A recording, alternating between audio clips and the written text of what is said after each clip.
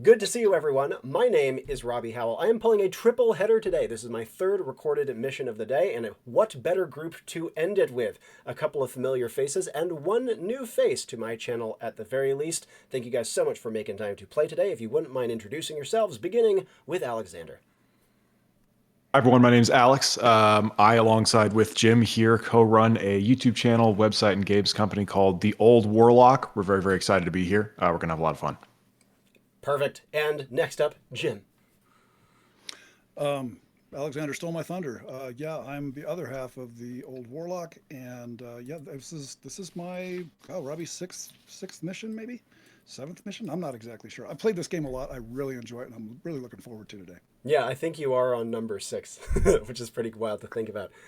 And last up, Brandon.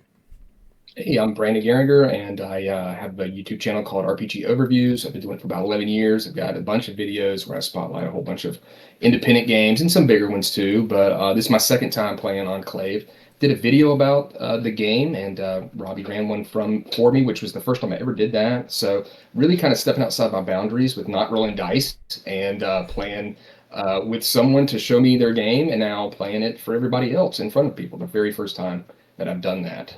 So yeah, I'm excited. Absolutely. It's great to have you again, man. Thank you for making the time. And thanks to all three of you for supporting the game, by the way. You have all been very, very helpful and very generous with your time.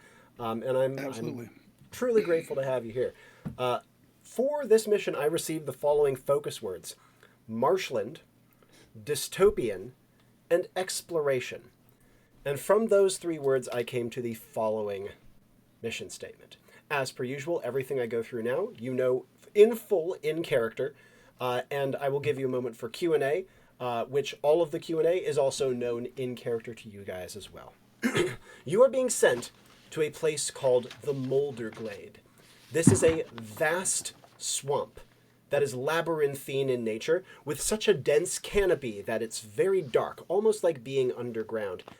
And it's navigated through with endless snaking canals of water almost completely still and of interminable depth. It's almost entirely populated by dense mangroves, which kind of make up the walls of these corridors of water that snake and fizz their way through this vast biome. It's warm, almost oppressively so, very stuffy, and you would think that very few things live here, but it's alive with animal activity, and even, reportedly, human life. Now, you are being sent here because of that latter component, human life.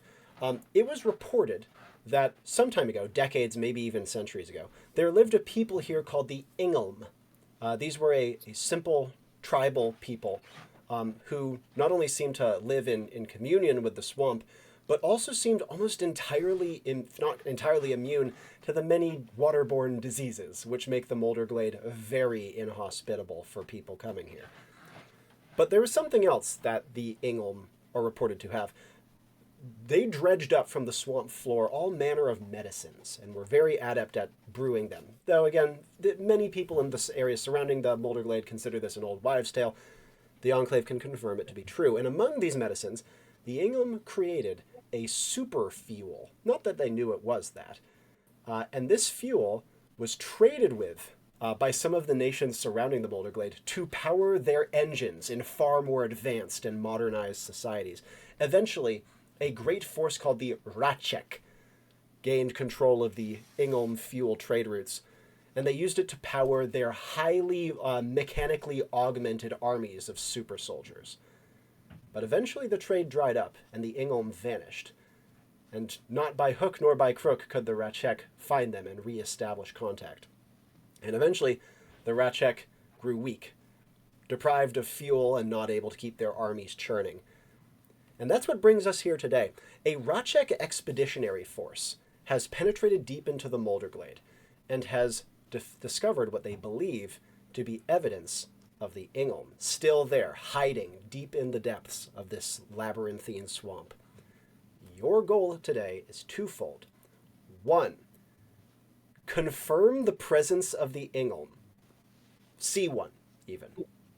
And two, make sure the Ajax don't find them.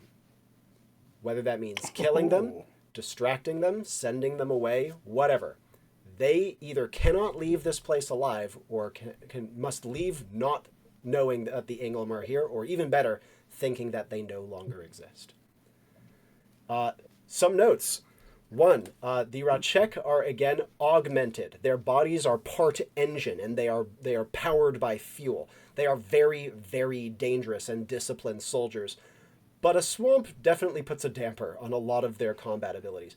They are concerning as foes, but they will have limitations to their mobility, and again, they're very dependent on fuel.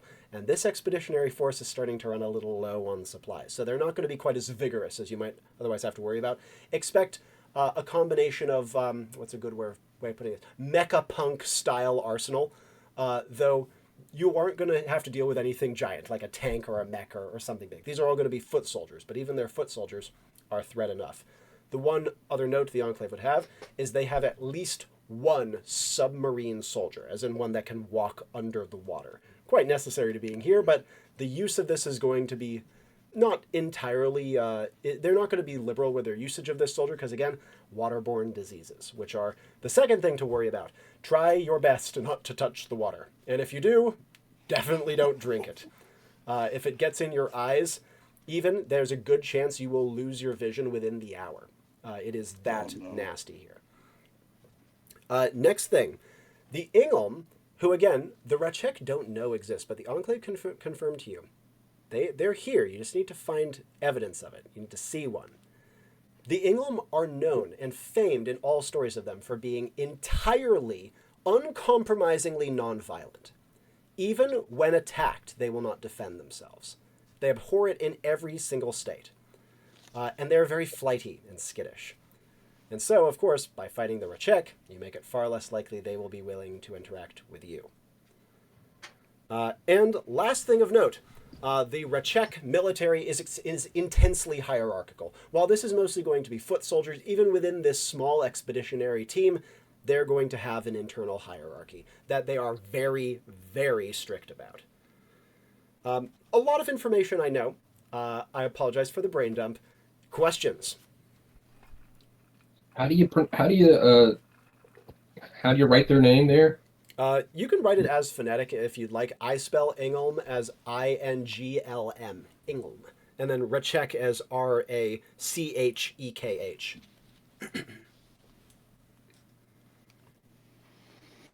Does rain spread the waterborne diseases, or is it just the water in the streams and the rivers? Just the still water.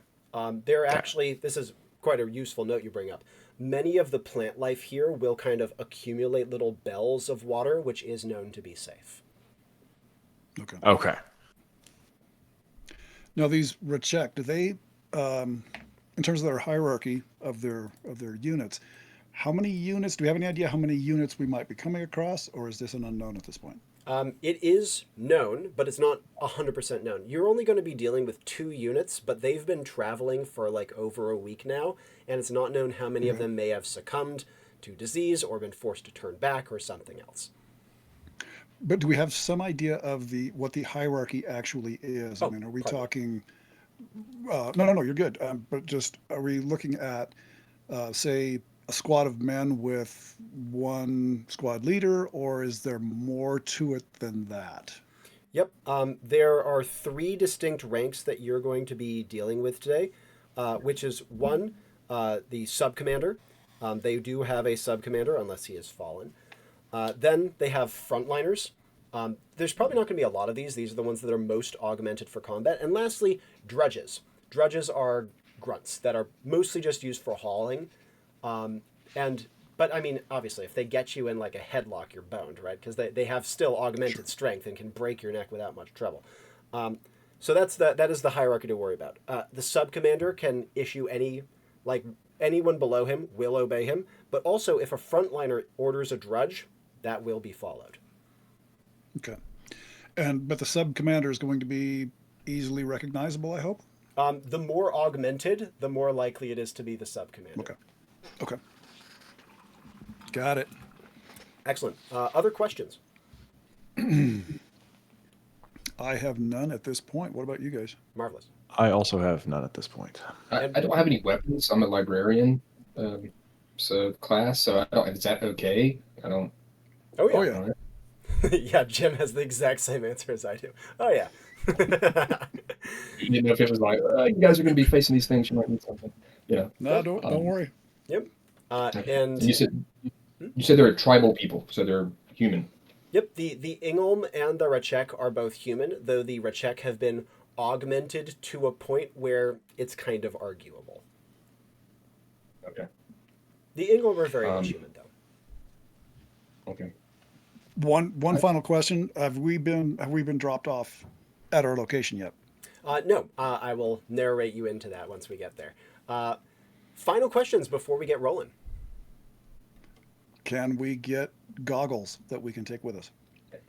Excellent question. The Enclave, if they had more time, they would be able to procure you something safe, but unfortunately, the awful waters of the Moulderglade will eat through such things.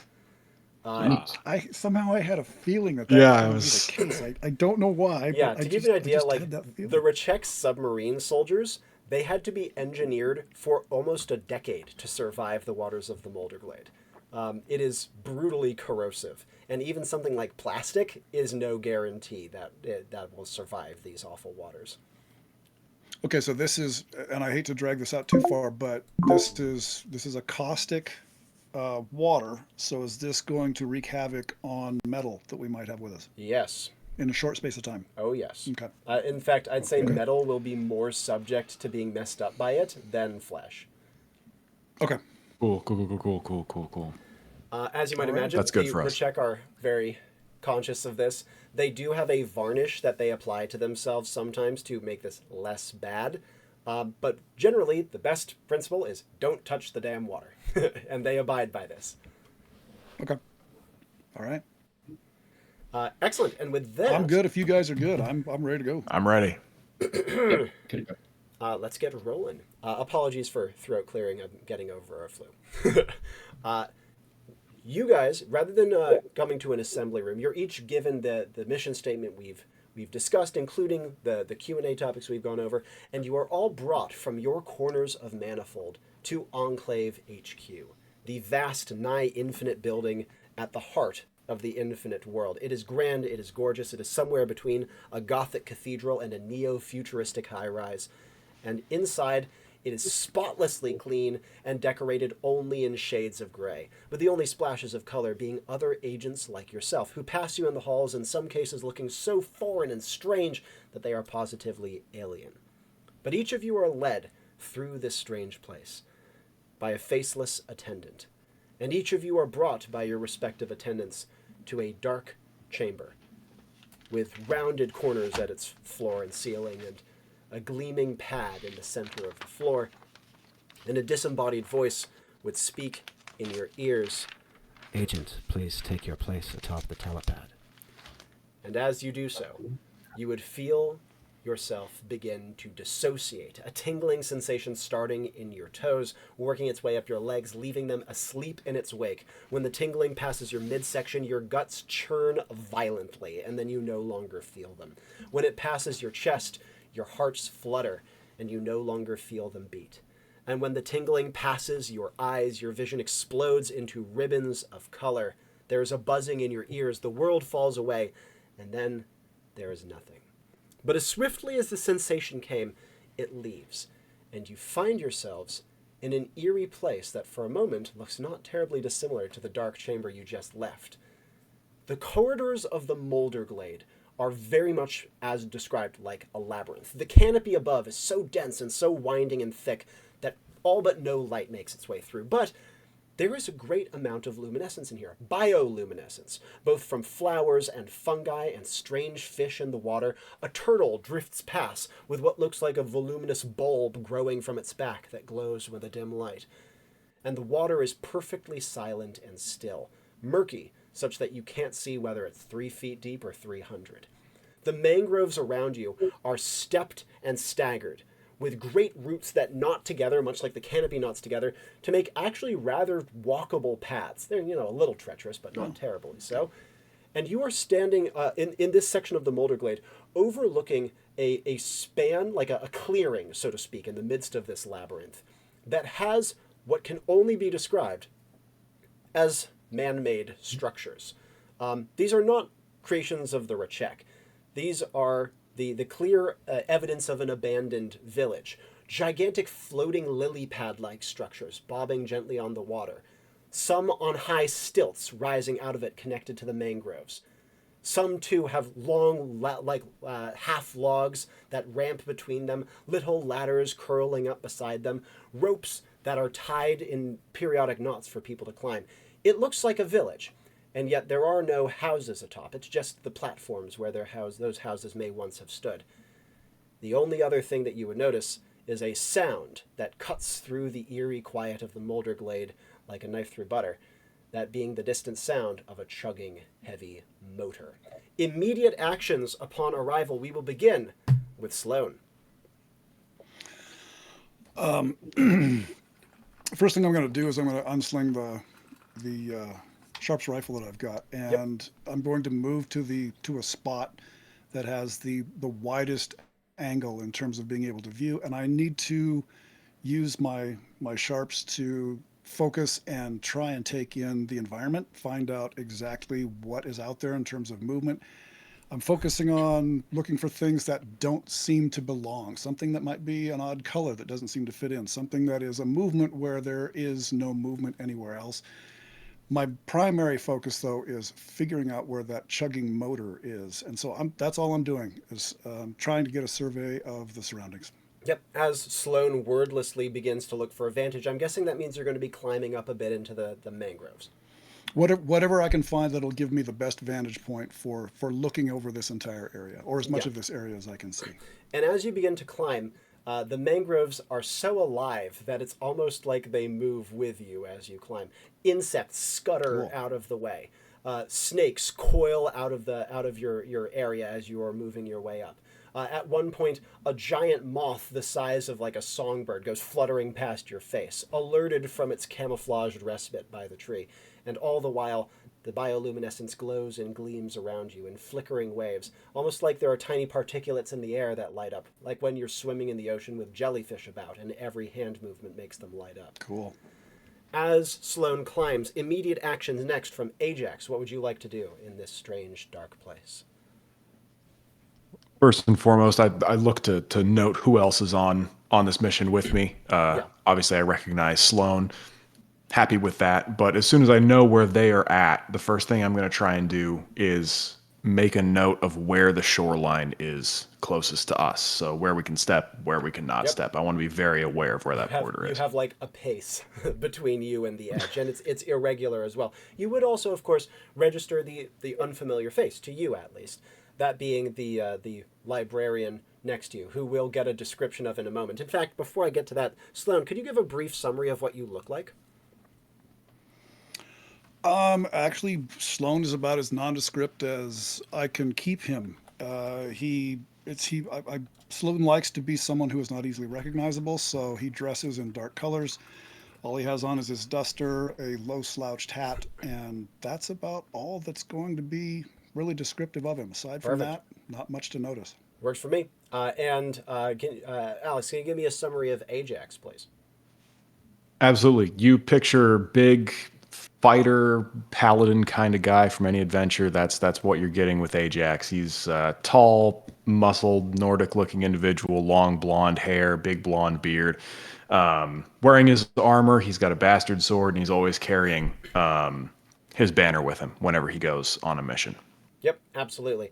And lastly, Brandon, can you give us a quick summary of what Todd looks like, and then what his first actions would be upon teleporting into this strange place with these strangers by his side? Sure. So Todd Parker is my character's name, and hopefully there's some people will maybe get a little bit of a hint of the inspiration of this character. He's got kind of an 80s kind of hairstyle, kind of like a big-haired 80s hairstyle with a big mustache, and he's kind of young. He has t-shirts on. He likes to wear like a t-shirt that has like some sort of like funny slogan, like "I love nuclear weapons" or "Who farted." He's got a. At the same time. He has a. Huh? The two slogans pair together well. Yeah, he's got a kind of like a lab coat on top of it. And he is, and so that's kind of like from his working, being at college and at MIT, and so he's a little bit of kind of a, I would say kind of a little bit of an ass, a little bit like a little bit of a joker, but he's obviously very compassionate about people, very kind of. I don't know. He's a mixture of like he's an '80s person. He loves '80s. He loves kind of like weird artistic, like I don't know, kind of weird things that you might not. Almost kind of like a Devo fan, if that makes sense to you. He's a little eccentric, but like in a cool way. Yeah, he's a little bit of a know-it-all, but yeah, big mustache, big kind of swept back '80s hair. Can I and also give fun. a shout out to the fact that you put on your character sheet a little arrow to a little stain on it saying pizza sauce, which is the funniest thing I have seen. I was eating pizza when I made my character, and I was like, okay, well, I can't get rid of that, so let's just go ahead and spotlight It it. adds to the Yeah, character. lean a lot. into it. That's good. Yeah. And I don't know if anybody saw my character, and or if this is something that needs to be role played, but like he's, I can see he's like a bit of a savant. Like he went through college very quickly. Like 12 years old, he's in college. Like he graduated high school. Very smart, robotics, and just he's like he's a cool, smart guy. Yeah. He's not like a nerdy dude. That's kind of his vibe. He's also kind of like looks like a little bit of a playboy a little bit too. So Totally. that's Todd. And upon entering this strange place with these strange people around him, what would Todd do? But he's going to break out his scanner. Yep. And since that's one of my elective gear here, and he's going to break out his scanner. It's going to be kind of like a homemade device that is not obviously mass produced or anything like that. Very kind of crude wires and gizmos kind of sitting on it. And I'm going to try to use it and see if it picks up anything. So if it picks up anything abnormal, anything that maybe we can't perceive as well. And so I'm going to kind of do a couple little twists, little turns on some knobs and hit a couple buttons and see if I can pick up anything from that. Yep, absolutely. And as the scanner's light cuts the air nearby you, it does not have great range. You can't get anywhere close to the abandoned settlement from here. But Sure. just by scanning the air, it lights up like a light show of unseen things. Not only can he detect, coming off the scanner, dozens and dozens of different types of strange microbes and teeny microorganisms that float in the sky like they do in the soup of the Moulderglade. But on top of that, he would see the strange hazes that like permeate the place and layer themselves out. Kind of like if you put a bunch of different liquids into a jar, they'll all sort themselves out by density. Same too with the many strange layers of smell and gases that permeate the Moulderglade. Okay. And they can see that with this machine too? They would be able to see funky colors, but only you would be able to get an idea of what it's actually sharing. Okay. I guess I'll do, I think the knowledge is power ability would come into play here as I quickly kind of snap my hands and look into my book to kind of figure out, let them know exactly what this is that I'm seeing. Yeah, absolutely. So the topic of expertise you're going for with knowledge is power is going to be, are you going for like specifically like a biological angled thing, like a chemistry angled thing? What? Yeah, biological. Yeah. We'll call it something like airborne microorganisms or something along those lines. Yeah. And upon activating knowledge's power, the entire book's worth of information would come flooding into your brain. And a couple things you'd be able to pick up now that you are able to look at your scanner's reading in a new light. For one, yeah, the water's dangerous. The air is no fun either. The air, it's not gonna screw you as bad as fast. But like a day here, and you'd probably start to have like flu symptoms, maybe even faster in certain areas. The other thing is, remember how I described that the water is very corrosive to metal in particular? The air is not far off. So again, you guys are probably going to have severe equipment damage the longer you stay here, just by existing in the Moulderglade's fetid air. The other thing you can start to think about is knowledge's power gets you a pitched magical effect that is in theme with the expertise topic you come up with. You get to come up with it yourself. I'll give you a moment to do so, but before you do, How much of this will you be sharing with your teammates? And if any amount, please put it in Todd's own voice. Okay. I'm gonna pretty much say, hey fellas, yeah, so not only is the water bad, but the air's bad pretty too, so I don't know, we need to completely like pretty much body like bio like chemical suits or something to protect us from this place. So I don't know what y'all want to do, but I want to get this done quick because this place is pretty much just a petri dish of disease in the air, in the water, everywhere. So let's get this done quick, fellas. Yeah, could not agree more with that assessment, and also it sounds very much how I expect him to talk.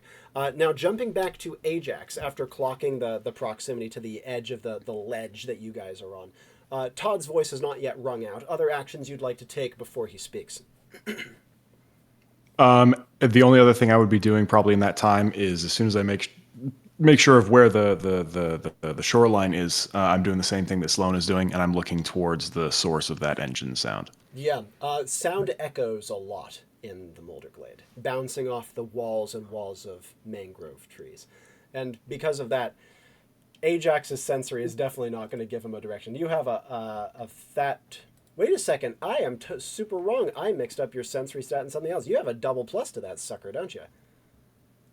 For sensory, yes, indeed, I do. Sick. Actually, you'd have a better gauge on this than Sloan does, because I apologize. I thought you had that in skill. Now, in that case, No, you're good. Because Ajax's ears are actually quite remarkably keen here, he'd be able to get a good amount of information off of the echoing sounds of the distant engine. Like I said, you guys are kind of on the edge of like a clearing inside of the Moulderglade that has the evidence of this settlement on it. There are two kind of main thoroughfares leading into it, with a couple of kind of smaller, dinkier little side passageways filtering away. To that end, the further thoroughfare seems likely.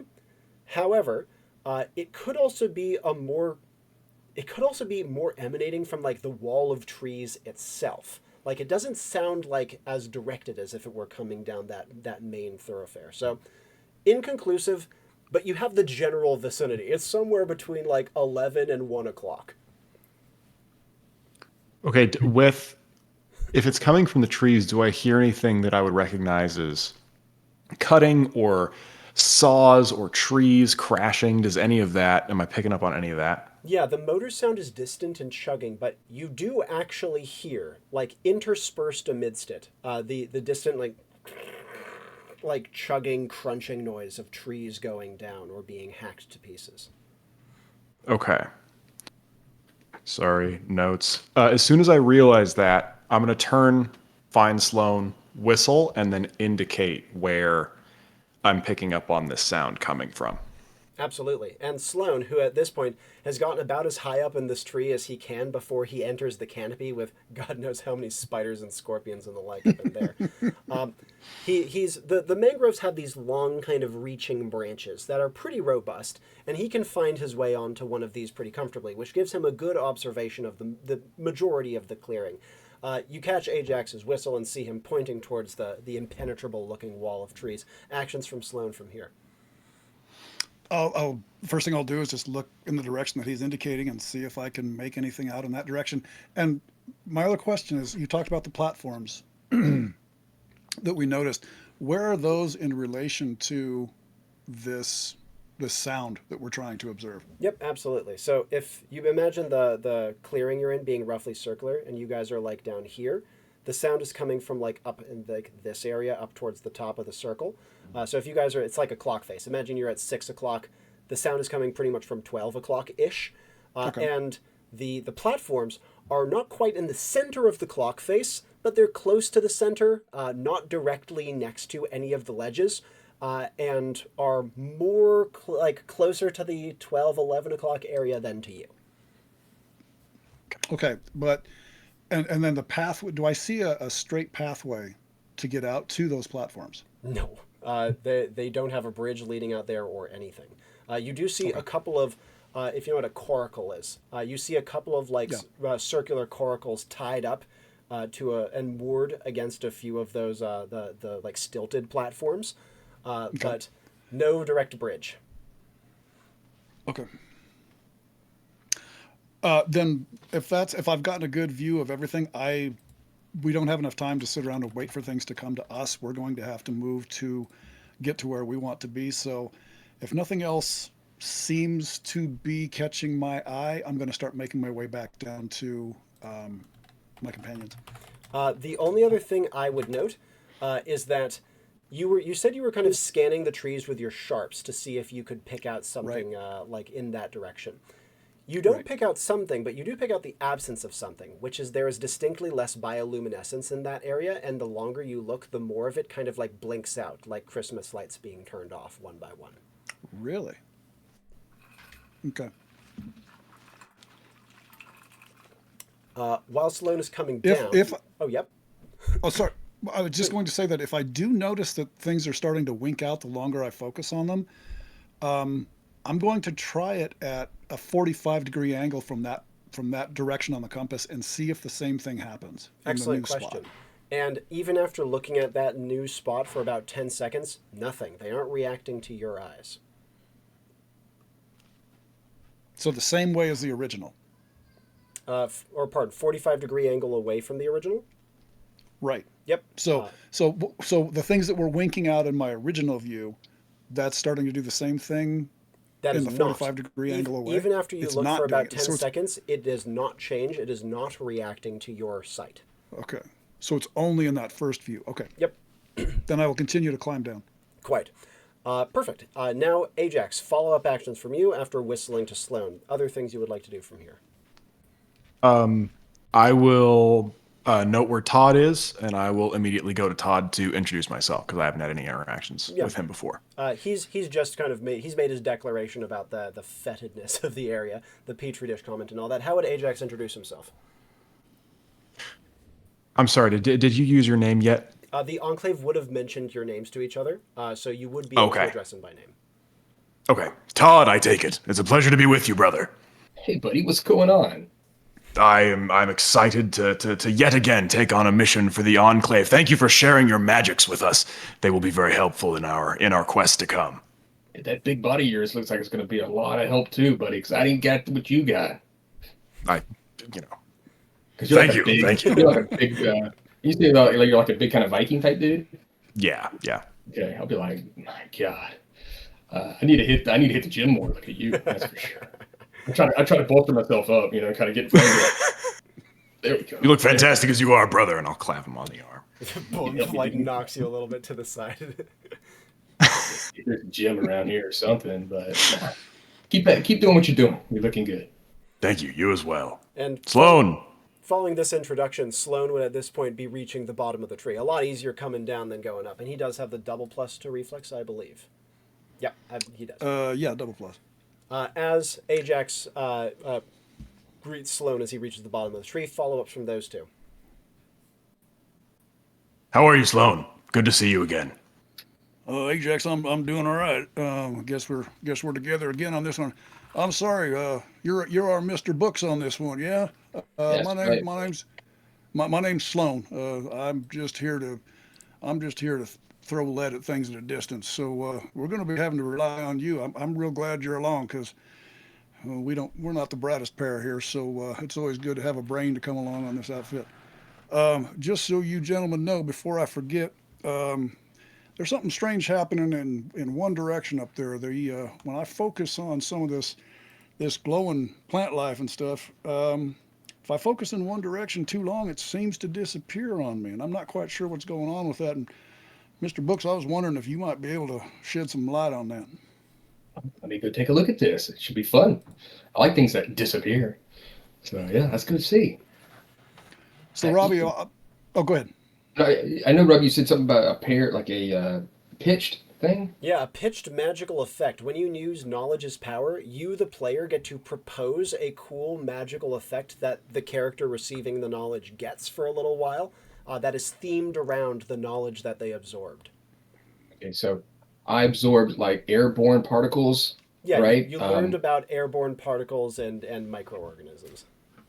Okay, I would like to pitch that possibly I could like make them concentrated for some way, like maybe get them focused and like more powerful for like maybe an attack. I could throw it at someone's face. I could, like throw it into their, their mouth or nose or something like that. Maybe to have like an extra effect. Because I was trying to think, how do I use these? Yeah, totally. I got an idea for you. I like the idea, but I'm gonna add a twist to it that I think is nicely thematic. You can concentrate them by exhaling, and so it's a short range puff that it gathers into your exhaled breath. Okay, cool. Yeah, that'd be great. Nice. And so you will be able. This is something that you will Todd will be able to do for not like a long time. He won't be able to do it for the rest of the mission, but for like a little chunk of time, he'll be able to do so. Okay. Now, you did see the direction that Sloan was indicated. It's on the other side of the clearing, meaning that for Todd to get to it, he would have to pick his way slowly along the ledge of the mangrove shelf all the way around the quote-unquote clock phase from 6 o'clock to 12. Does he wish to do so, or does he have other actions he wants to he wants to take first? That's me, right? Yep. Yeah, I'll definitely do that. And I'll do exactly like as that. Try to go around, take my time. I mean, I know we got to be fast, and obviously I see that with everything that's around us, but I don't want to slip and then fall into something that And what's below it? Could we fall into water? Could we fall into something? So again, if you imagine treacherous? the mangroves, their roots almost form like the edge of a pool. You know what I mean? Like Right. the area you would walk in the pool before diving in. It's about maybe anywhere from 3 to 5 feet broad, and it just kind of cuts this wide shelf all around the still water. So one misplaced foot and you're going in. But fortunately, Todd does have a critical 1+ to reflex, which is going to make him far more sure-footed, even in the dark and gloom. Yes, that paid off. Yeah. Reflex. As Todd is starting to pick his way along the edge of the clearing, follow-up actions from Sloan and Ajax. We'll begin with Sloan. As soon as Todd starts to move out the direction, I'm going to say, hey, Books, wait a minute here. Let me go in front. Let me pick the way. I might have a better chance of making my way along if there's something that might be jumping out at us. And then you want to follow me. I just think it might be a better way to go. Sounds good to me. Go for it. But if you want to point me in the direction that you want to go, I'll lead the way. All right. And so, but I mean, we need to check out the things. We wanting to see what there was that was disappearing, that was kind of going. So let's head in that direction. That's where you want to head. All right, I'll lead the way. Ajax, you want to keep an eye behind us, or you got a different plan? I would happily keep the way behind you, brothers. Lead forth, and I'll watch our backs. Okay, so Robbie, what I'm going to do is I'm going to put away the pistol, and I am trying to make my way along here with. I'm not using standoff at this point, but I still want to be as unobtrusive as possible. Yeah. Having it ready. But ready to drop into standoff or to pull the pistol, depending on the situation that arises. Yep, absolutely. Something also of note is that while the two of you are picking your way through, having Sloan in front has the other benefit of he has double plus to reflex as well as quad plus in skill, meaning that he has a much better chance of. There's no way he's going in the water, at least not now. His stats are way too good to slip and fall in a case like this, which means that Todd can pretty much just follow his footsteps to make sure that he's absolutely safe as you guys are going through. Todd also has a really strong double plus to sensory to complement Ajax, and as such, as you guys are moving your way around, Todd would also get into easily be able to pick out that distant sound of rumbling and grinding and chugging and distant cutting of trees. It's something that how do I describe this? You know how in a forest, especially quite a dense one, a distant sound will sometimes sound kind of nearer than it should be. It's hard to gauge distance in a forest at times, and that is very much the case here. It sounds like it could be about to bust through the far wall of trees, or it could be a half mile away, or somewhere in between.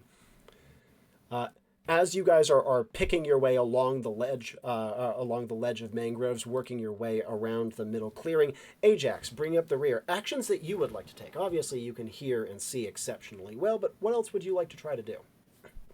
Primarily, I'm going to be focused on not falling in. You got super quiet from me all of a sudden. Is your mic doing something? Yeah, funky? me too. How's that? There we go. Yes, there you go. Okay, perfect. Primarily, I'm going to be focused on not falling into the water. I've got the sword in its scabbard. I'm using the banner as necessary to balance myself. But As I'm picking my way through, I'm just looking where they step, but also trying to spare a glance to look to the side and behind us as well. Yeah, absolutely. Now, something that helps Ajax in this regard is he's the only one who actually like really tried to map out the edge as soon as he came in. But that said, he does have far worse stats for it, and as such, his huge frame has to like work a good bit harder to work his way around. But since he's Makes sense. yeah, since he's taking such good like care to note his surroundings, there is something else he would see. The mangrove roots aren't a solid mass, right? They're more like a very tight knit mesh of ladders, so that there are like spaces that you can see through between the roots to the waters below. The roots kind of encage the place and have many different layers to them. And through the roots, as you are going about, you will see occasional animals and bits of gleaming light and from bioluminescence. But you do see something else, which is a mass contained within a root mesh, maybe at 8 o'clock. If you start at 6, you're making a way around the clot face. This is about at 8 o'clock where you see this. It's not huge. It's bigger than a person, but like distinctly smaller than a car, much smaller than a car. Like it would be maybe the volume of a walk-in closet.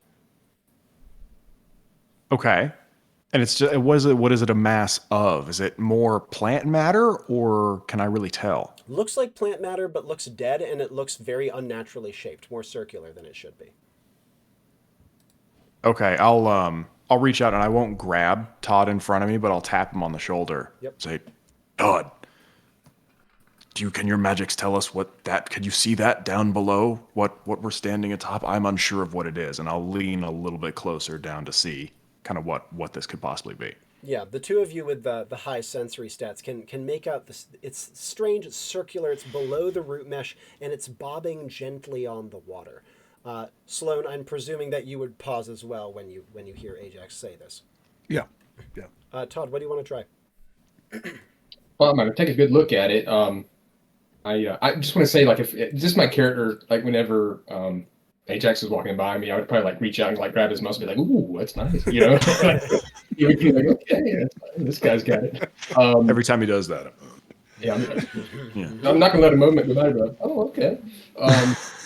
I got it. Yeah. So I'm gonna take a good look at it, and that's the thing too. Obviously, knowledge is power is powerful, as the name is, and I don't know. I know it's got like a cooldown, right, of mid. So like, I don't want to keep on being like knowledge is power, but I'm just gonna take a good look at it, and I do have my reading glasses. I know they're for reading, but I'm still gonna kind of be like, hold on a second, let me take a look at this, and I'm just gonna try to take a real good look and see if I know, like, if you know exactly what that might be. Have I read anything about that before? Yeah, totally.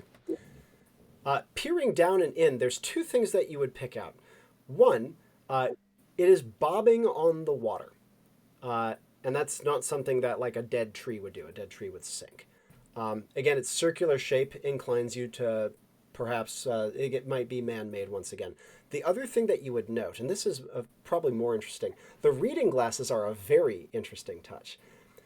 Have you ever seen a written language that looked... It's nothing that you could ever read in real life, but you look at it and you immediately know, oh, that's a language, even if it's something that's strange and defies comprehension, you know, like cuneiform or something like that. There's meaning to it. And similarly, as soon as your reading glasses are on, your eyes would jump to something. The roots that are around the drifting object are knotted very deliberately into intricate patterns, the small hairy roots that are at the very ends. And I'm the only one that can see that, or we can all see that? This is something that if you pointed it out, maybe people could see it, but it's only thanks to your reading glasses you noticed it as something relevant or worthy of notice. And say again exactly what it is. It's knotted? Yeah, knotted roots that are knotted in a very, very deliberate way. I'm going to take my glasses off and kind of point at it and be like, somebody's knotted that. Those roots are knotted. I don't think that's natural. In fact, I don't think it is at all. And then just kind of like, make sure everybody sees it. Yeah, Ajax would have a much better angle for it because he's right next to you and is kind of down on his hands and knees to look in. Now, knotted, I'm assuming you mean like tied. Yeah. Like tide knots. Yep, tide Huh. knots. Is it like braided? Is it like really? It is quite close to It- braided, actually. Some of it gets quite intricate, and sometimes you'll have two strands that are tied together, and then that's tied to another cluster of 3, and then that's tied to another cluster of 5, etc., etc. So there's a rhyme. There's a reason for this. Like I can see like Distinctly. Yeah, this is not a chaotic thing. This is something that's been orchestrated. Yeah, quite beautiful, if anything.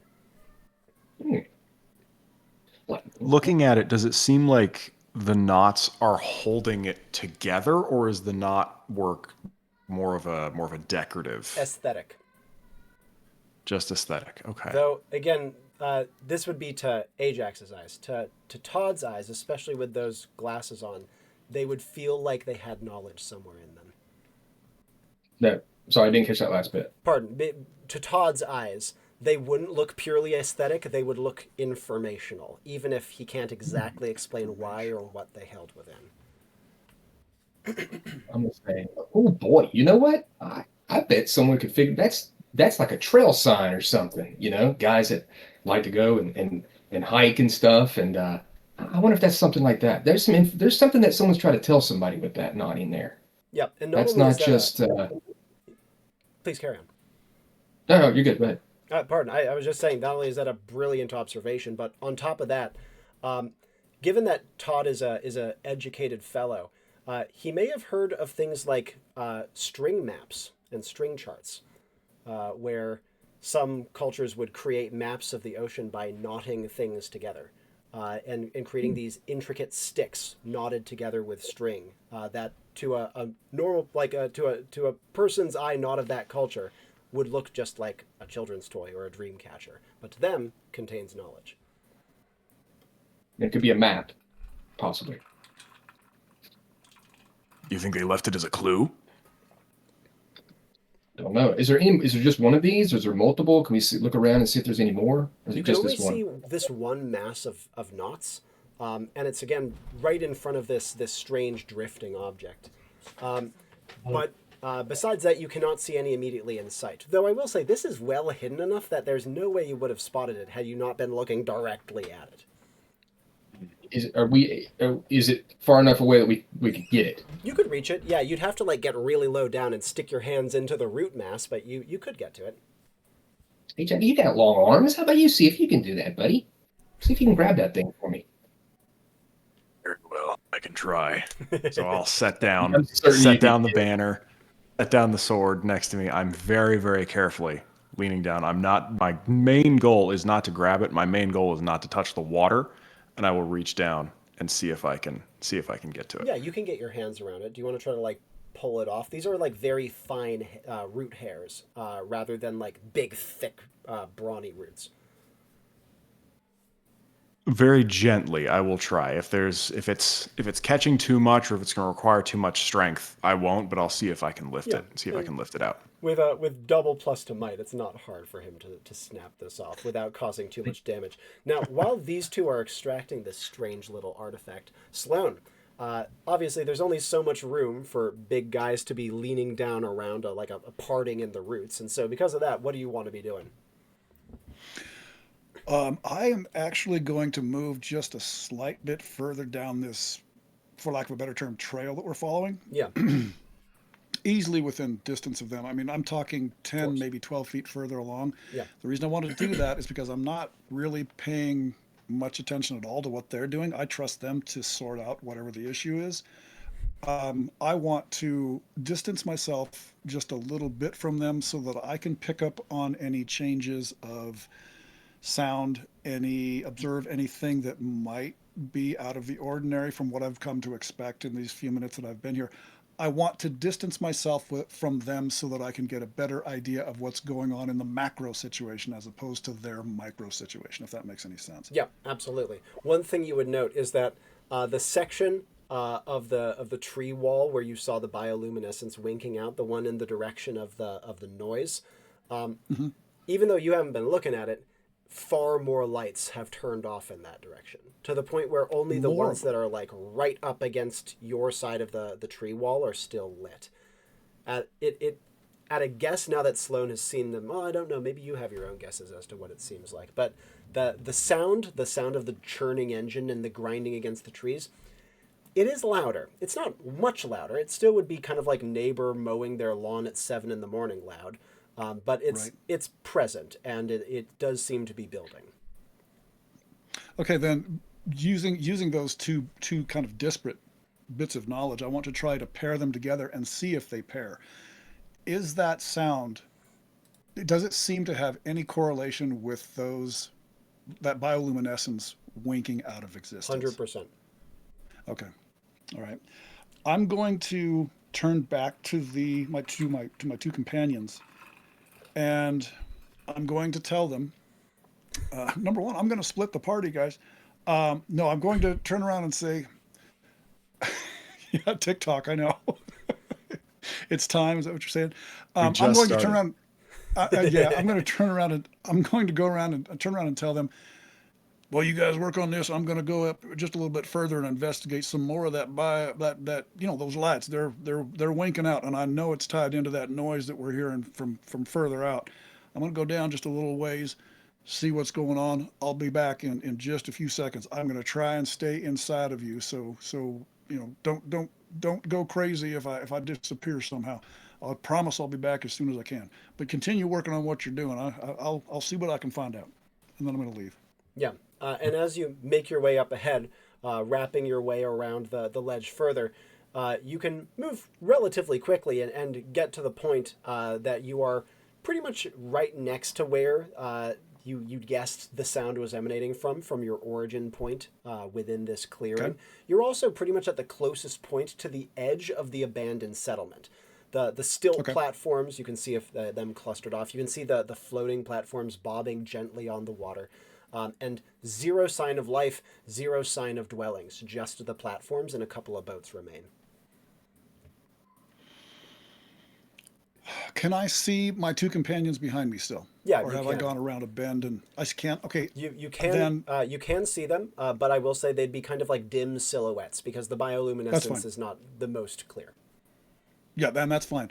Then, being that I'm a good distance away from them, Sloan is going to sit down, and even though I've only got a +1 sensory, I'm going to sit down and I'm going to try and again, somewhat for some reason I can't get it out of my head that I need to focus on on sensing something that is not easily seen here. I don't know why I have that feeling, but that seems to be bothering me. These platforms with no dwellings on them, I think we're missing something, and so I need some quiet time to just sit down and try and let that sound or that lack of sound or whatever it is come to me rather than me seeking it out. If that makes any sense. It makes perfect sense. It sounds quite necessary based on what I'm seeing Sloan's internal logic as. I'm going to give you a moment to think about this, but when I get back, try to give me as vivid a narration as possible of how Sloan is tapping into this, because it's not something I've necessarily seen from him before. No, that's fine. Yep. And jumping back to the other two, as Ajax is pulling this little mesh out from below, his hand would bump against the large object that drew your attention in the first place. And in so doing, he would find it's a boat. Almost an identical design to several of the ones moored over against the village. Also moored neatly underneath the roots in almost like a meshed garage of roots that keep it out of sight. It's about the same size. Is it bigger, smaller? Maybe a little bigger. It looks like it could seat maybe 4 people, though they'd be probably pretty small people by Ajax's standards. Okay. I'll comment on this to Todd. It looks like there's a boat down beneath us. I forgot my hat. I need a hat to be on a boat. Okay. I wonder where they. Do I think that this was put here purposefully, like to hide it from people, or does it just have to be? There's no way this was put here by accident, especially because the roots, the way they grow, the only way it could drift in here is if you were like peeling away the roots and holding them apart. Does it look like? I mean, I'm sure my vision is pretty limited from where I am, but does it look like there's any corridors going off of this little space that I can see underneath us? Down below amidst the trees, it seems as though probably not. The roots are one thing, but once it gets to trunk, it's too tight of a fit for the little coracle to maneuver between. It would probably have to pop out into the main corridors of the Moulderglade in order to continue. That said, as Ajax is considering this, he's still holding the little like mesh in his hand, and even though he obviously can't read it, he obviously isn't able to get hard information off of it. Just having it in his hand, it's not. I'm not going to say it's quaint. I'm not going to say it's cute, but it would give him a feeling, and not an unpleasant one. Maybe a good analogy could be looking at a post-it note that someone left on a fridge that had like a little "I love you" at the end. It's not to you, but you're like, oh, there was care that was put into this, even if you have no other information about it besides that. Okay. Am I able to work it up and out of the little hole that I've got my arm jammed down in? Yep, you have it all the way. Look at it. I'm assuming I cannot read, and I have no idea what this could possibly mean. It is a mess of braided roots. Okay. Without saying anything, I will look up at Todd and extend my arm All right. towards him. All right, I'll grab it and place my reading glasses back on. Let me take a look at this thing. Yeah. Surely we can figure this thing out right here. This is not like a Blair Witch type thing I see here, like to ward off. I don't get the feeling of that, but yeah, definitely something pretty creepy, a little bit weird. But this is all. This is like. I feel like this is a bunch of people that they know how to do this environment. They're very at home and not going to have stuff just out and about. They're going to try to make stuff kind of cryptic that only they know. And so I'm going to try to use my reading glasses and just kind of look at it and see if I get being closer up and able to take a more clear picture of it, if it gives me any vibes at all, if I see any type of patterns that repeat, or if there's any way at all that I could try to figure this thing out. You do see some repeating patterns, and I'm sure that Todd's mind, given his proclivities for things like robotics and system design, he would see, there would be this like tickle of, ooh, there's something secret in here that you don't know, which any system designer, ask my bloody wife, you show them something like that, and if it kind of gets to them, they start being like, I must know. However, I don't know if Todd would go that far yet. He doesn't seem necessarily like a high-strung type. The things that he would pick off of it are, one, based on the way that it's not like knotted together and the different strands are connected, at a guess, it is a message nowhere near a book, definitely longer than a sentence. But also, after holding it and looking at it, he would get kind of a similar pleasant feeling off of it. It's completely irrational, like he can't exactly say why, but there's something cozy and amicable about it. I'll be like, I want to put this on like a nightstand or like my bookcase back home. This is something I'd like to keep. This is a nice little quaint craft that someone's made, and I could have some fun with it. Maybe I can keep it. I don't know. We'll see. Just look over there. I'll try that. There's nothing more really we can do with it, right? I mean, there's nothing inside it, right? It's just these roots. Yeah, I'm afraid I'm going to hang up. My guy would hang up so much on this thing. Exactly. It's been the whole session like, I got to figure this thing out, Responses from Ajax as Todd is like half talking to himself. I am fully aware that he's the one. This is his purview here. So as soon as I've got it up out of the roots, I'm standing up, I'm collecting the sword, collecting the banner, and I'm starting to look around and make sure nothing's going to jump out at us while we're standing here. I'm also trying to figure out where Sloan went off to. Yeah. Knew you were going there. It takes you a moment. I could see Ajax being like, damn, where'd he go? Oh, there he is. It would kind of throw you off because I believe Sloan is seated at the moment, if I recall correctly. Yeah, and so you wouldn't see an upright silhouette, and then oh, there he is. He's sitting. He is a ways away from you, but it's not a terribly long pick through the roots to get to him. Before we go further with that, however, follow-ups from Todd, if anything. How far away was the boat from this thing that we picked up? It was hanging right next to it, so the boat's pretty much directly underneath you in the roots. Okay, I feel like it's a marker that this thing was hidden. This is so that they can see, hey, look, if you need a boat, there's a boat underneath here. This is a cache, if you wish, a little secret little storage thing, and if you need it, there it is. But no one else would probably really pick up on that, and so I'm gonna stash this thing. I know I've got like a book bag. I hope I can put this down if it's kind too of big. Yeah, this Yeah, thing is, what size is it? Like, it's is it like a? small. It's like, Okay. let me see if I have anything to hand. It's like the size of this fingerless glove, not big. Mm, mm.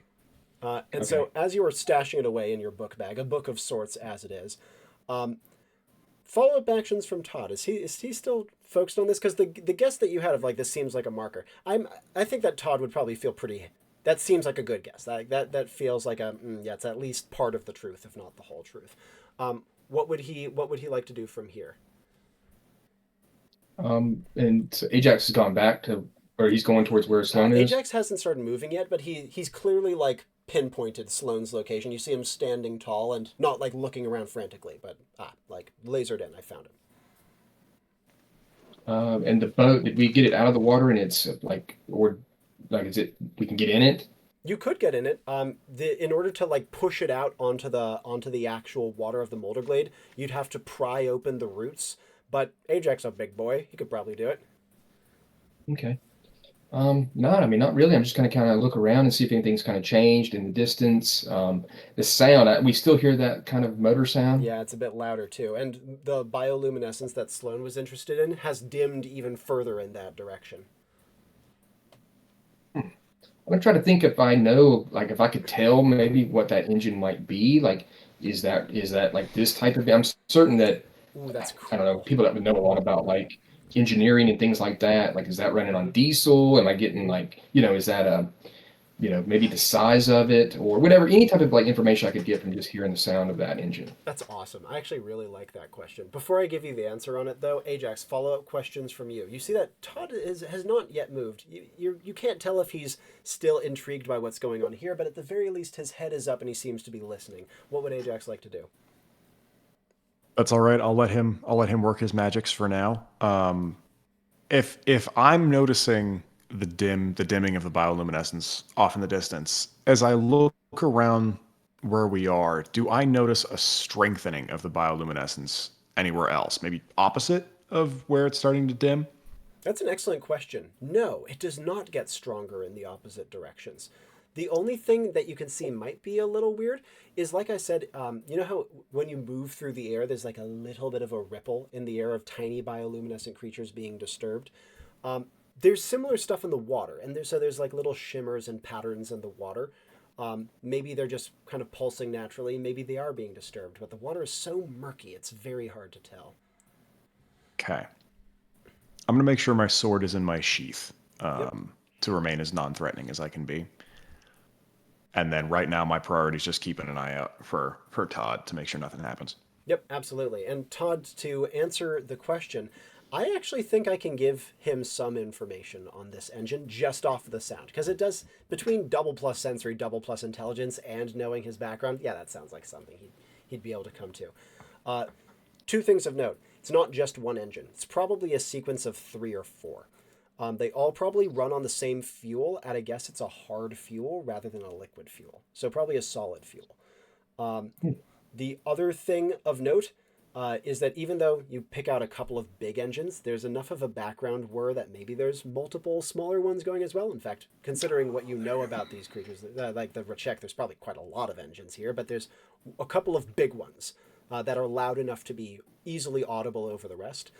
The only other thing that you would hear is the engine has a very distinct pulse to it, akin to a heartbeat, which would probably indicate that it's not like a multi-cylinder engine. It's probably a relatively simple engine. I mean, considering it's augmenting a human body, then that's saying something, right? But it seems to. What's a good way of analogizing this? It has a closer rhythm to that of a human heart than it would to a modern car. Okay. I get it now. Now, And they're away from me though, right? Because they kind of went away. the sound or your companions? Or Because the Sloan and Ajax. Ajax is still Yeah. with you, but Sloan is away. You can. It took you a moment, but you would be able to see him across the clearing of water, sitting on the side of the Moulderglade. I'm gonna look at Ajax and be like, dude, that's them. That's the guys we're looking like. We got to stop. I'm just gonna kind of like befuddle. Like, can't you hear? That's their bodies. That's their mechanical bodies. I think you're right. Yeah, that's I the think as they get closer, we may need to remove ourselves from their line of sight, their immediate line of sight when they emerge into the glade here. here. I thought it was like an energy generator or something. They've got big lamps or something, and now I realize that's that's their heartbeat. I can tell that that's like of course I'll say to him, that's a hard fuel. That's not liquid. That's not gasoline. That's not diesel. This is Eyes glaze over. yeah. Well, occasionally I'm gonna do a little bit of Jeff Goldblum. This is something that they're gonna do. They're gonna make these things. This is in their bodies, and um, so yeah, that's who that is. And at first I thought it was like a machine, but it's them.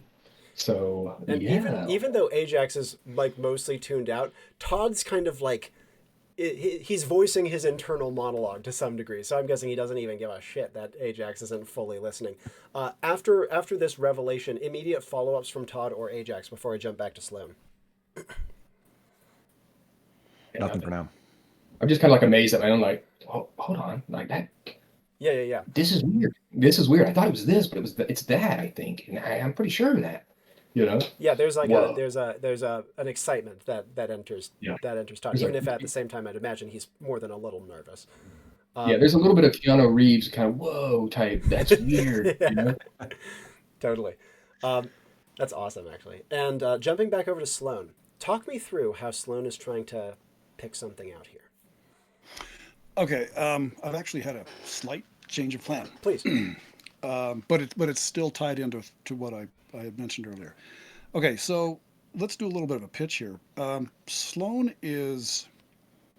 makes his living, or at least he keeps himself from dying, by being able to read other people. He has to know if someone's about to pull a pistol on him, somebody's about to try and do him bodily harm. He has to be able to get ahead of that person.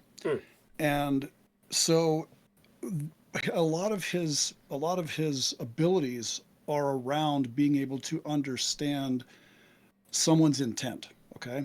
Yeah.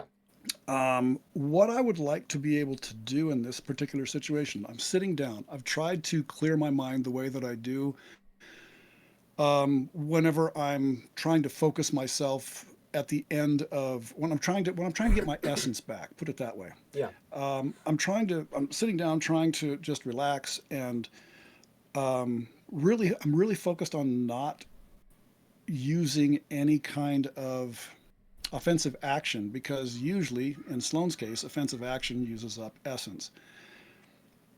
But what I want to do, I still have this feeling that there is someone or something that I need to get in tune with. So what I want to try and do is, I had one point in Arcane now. Yeah.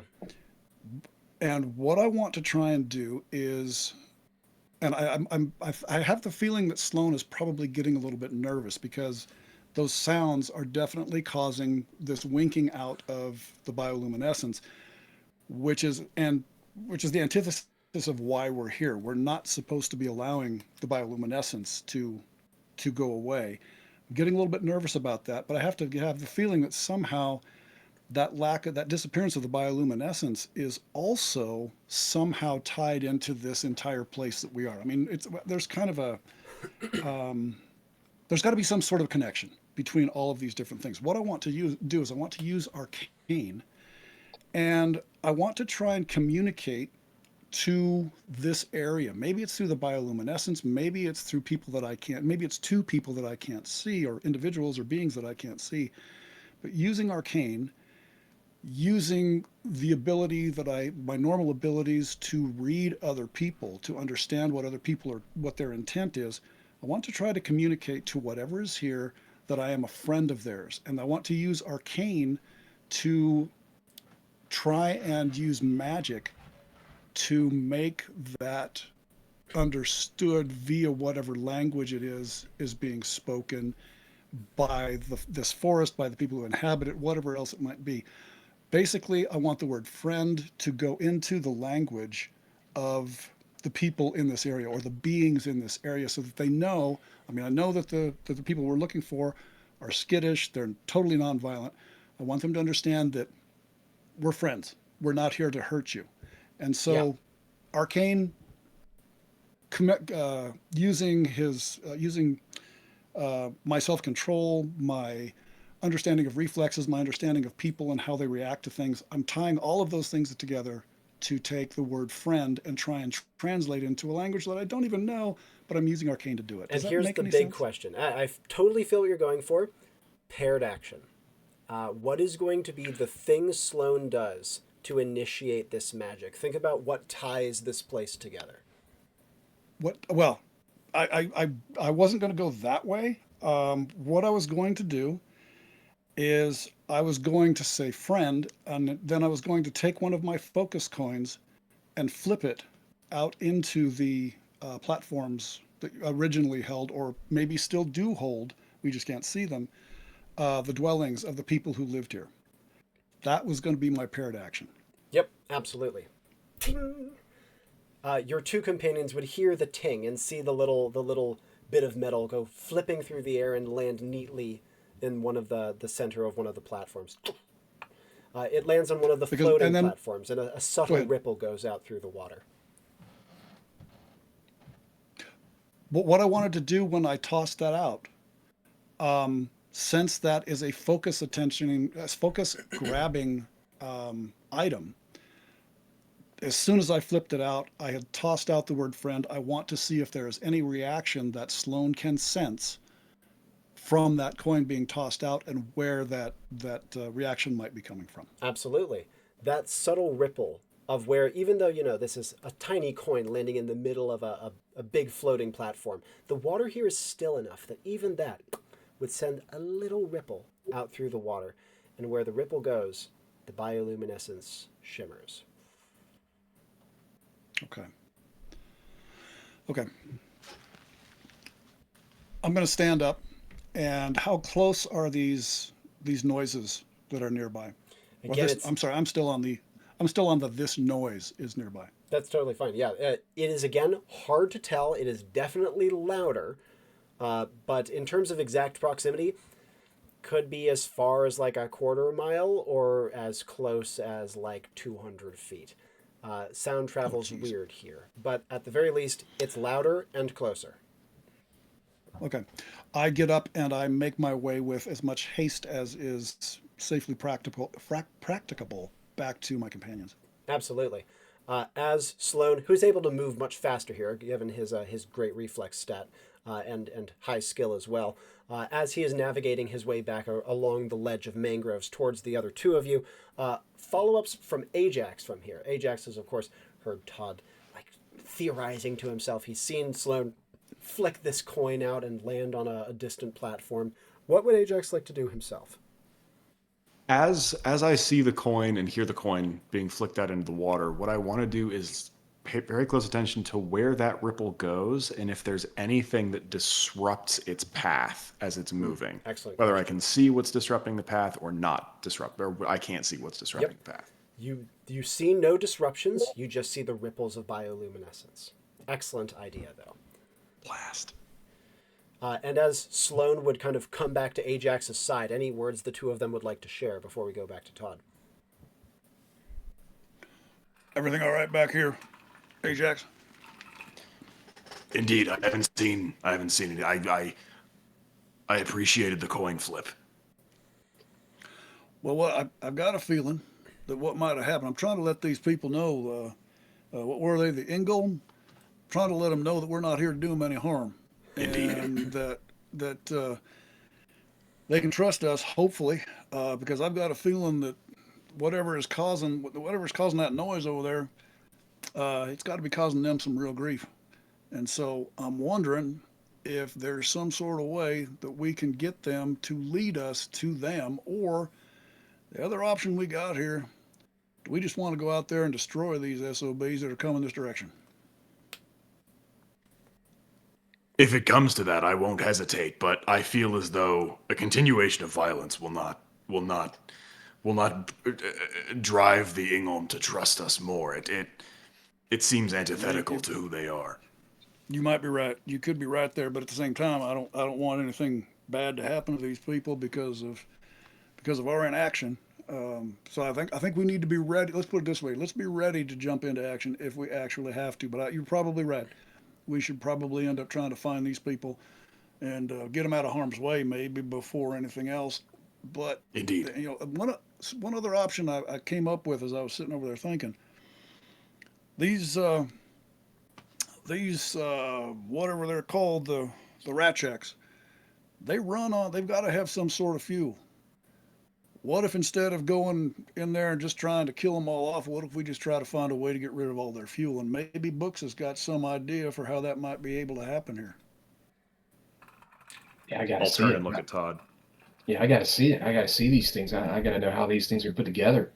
Very, very weird things. I'm thinking I'm gonna see here, and I'm not a So- fighter. I'm a lover, of course, and so that's not what I'm gonna do. You guys are gonna have some fun, hopefully, if you have to go that way. But I want to get my hands on one of these things. That's for sure. So you think? So what I'm hearing is that your way of moving forward is we got to just get closer to these things, so Yeah, that you take a can look at figure out what makes them tick, and then maybe we can step in and take them out from there. Yeah, I think that's a good plan. I think we need to see them, and then we'll know what we're facing. All right. Well, I guess we're going to have to figure out a way to do that. Ajax, you got any ideas? Alternatively, we do have the boats. We could try to get to the platforms. There's something about those platforms that are drawing me. I don't know what they are, but I think you might be right. I will say I this think would that- also be Sloan's first time realizing that there is a boat underneath the roots. When Ajax points it out, it would be like, oh, there you go. But yeah, he hasn't Oh, been I'm- part of this. I was assuming Sloan was figuring on the coracles. Oh yeah, of course. He points to the one Right. that's nested in the roots of the same design Yeah, as it's the like- ones moored by the platform. So he's like, oh, those, and then he looks down. Oh, geez, there's one under the roots as well. Oh well, yeah. I mean, here we go. Maybe we just take one of these to get out there. But I've got a feeling that there's something we got to know about that's out there on those platforms. I think we should travel. Let's do it. I just don't want to touch this water. Nor I, my brother. But hey, that's why we're here, right? All right. Indeed. Boats are fun. Will all of you be loading up into the coracle? No. Will Ajax be loading into the coracle? I think Ajax That's is what- the worst one. I think he's the one you don't want in the Oracle. That was what I was thinking, was that Ajax is probably not going to go with Todd and I into the coracle. If you want to head out there, and if Todd and I want to go out there, and then one of us could come back and, well, wait a minute, there are two coracles. There's the other tied ones up. back there. There's Yeah. other ones moored on the at the floating platforms, but there's only one stored the in the platforms. roots with you guys. But it can hold 4 people, right? So two of us go out, and then one of us comes back, and we leave one coracle there. The other one comes back, and now that still gives us the problem of getting. But I think it's Getting fine, because Ajax out if what I'm thinking is, if you two go out there, what I'm thinking, I apologize, is if you two travel to the platforms and these creatures, whatever they are, they break through the tree line, I can try to distract them and pull them away and hopefully have them lose some fuel so you can continue your investigation. All right, I'm gonna go a little different route on there. That's actually probably something I'm going to be better at than you. If I have to lead somebody on a merry chase if somebody has to be led on a merry chase through this swamp, it's probably going to be me who's going to be doing the leading. Very well. Then perhaps Todd, if you are agreeable, should travel to the platforms. And Ajax Let's is do it. Ajax is also the only person here who can part the roots far enough to let the coracle out. And so, with his he can even hack at them a little bit too, and cutting them apart to give passage for the coracle. He and Todd can load in. Todd, as you guys would enter, would also find that again it's a circular shape to the boat, and slotted up inside the circular wall is a circular paddle, kind of shaped like a high-a-lie thrower, if you're familiar with one of those. Okay.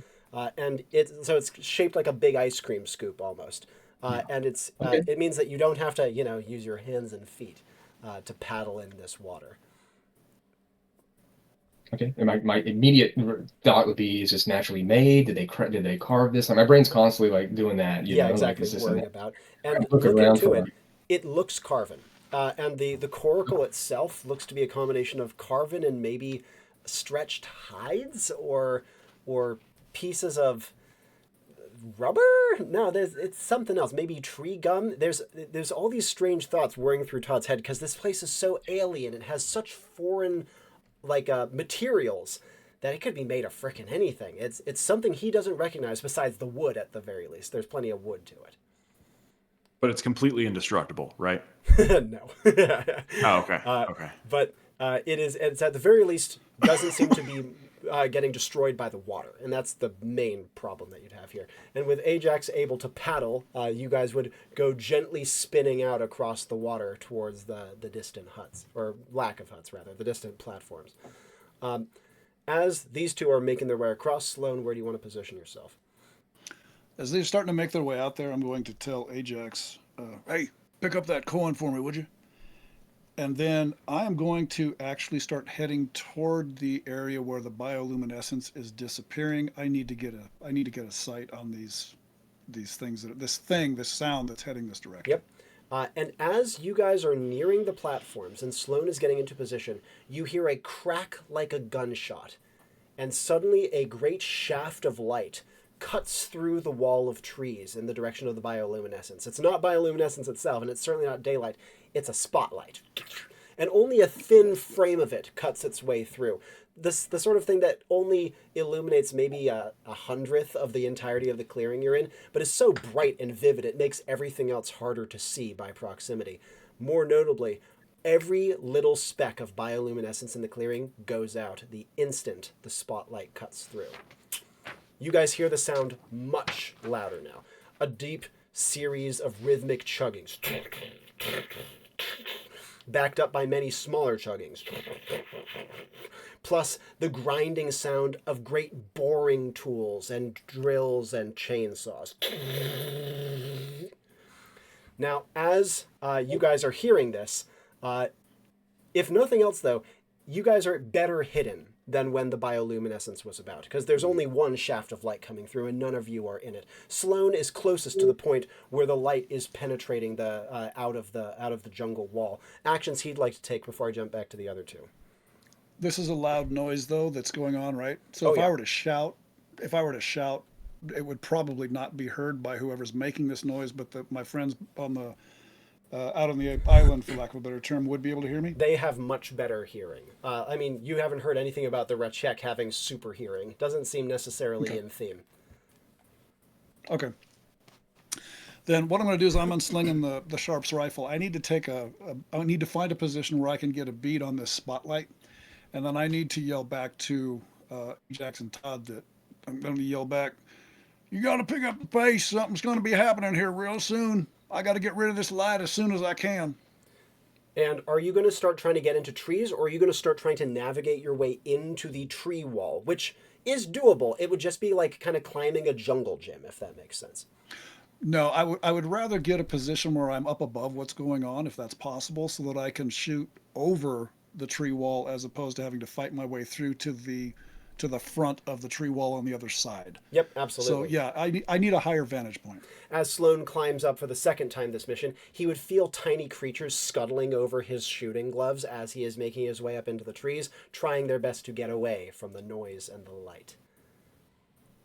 But as he heft himself up onto a high branch, he would see that shaft of light has gone from a very vivid pinprick to being larger. Whatever they managed to cut through, they have cut through further.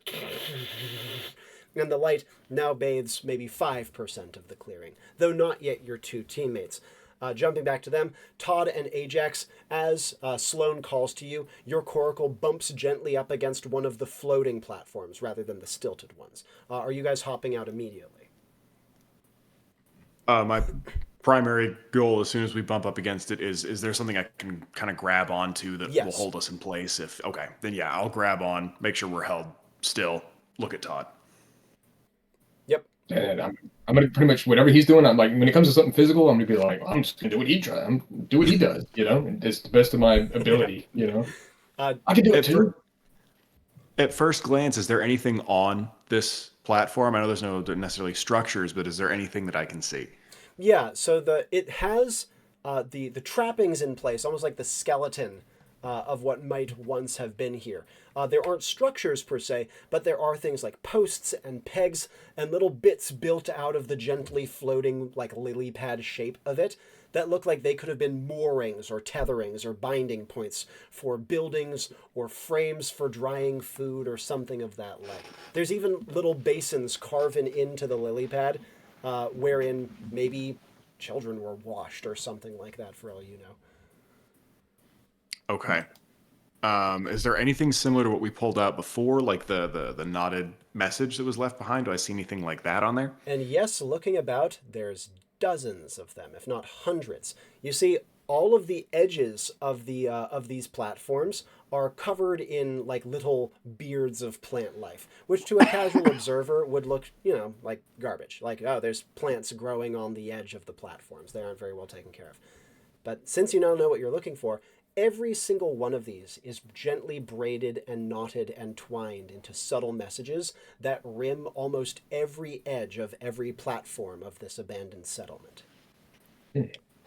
Wow. Okay. Do they look the same? Obviously I can't read them, but does it appear to be the same as what we pulled out previously, or are they all First different? glimpse, completely different. Okay.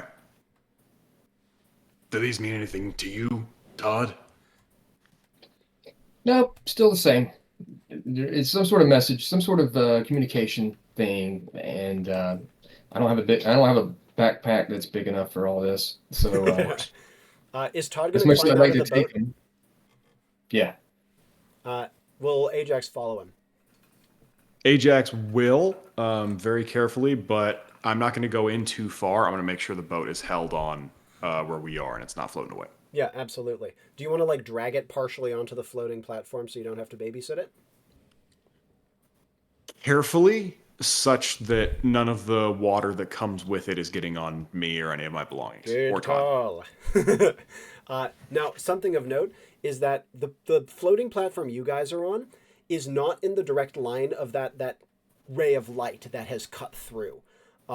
In that you're kind of from the direction that is coming out, you're in the shade of the stilted platforms. So you actually are pretty much completely invisible from that direction as of now, at least.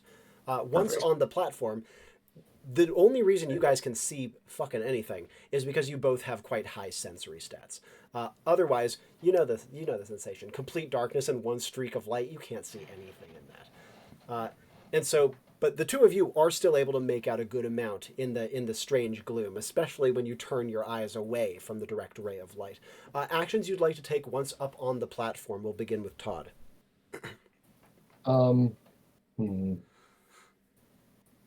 I thought about maybe using my scanner again, but I don't know if it's going to really pick up anything different. Maybe it will. I don't know.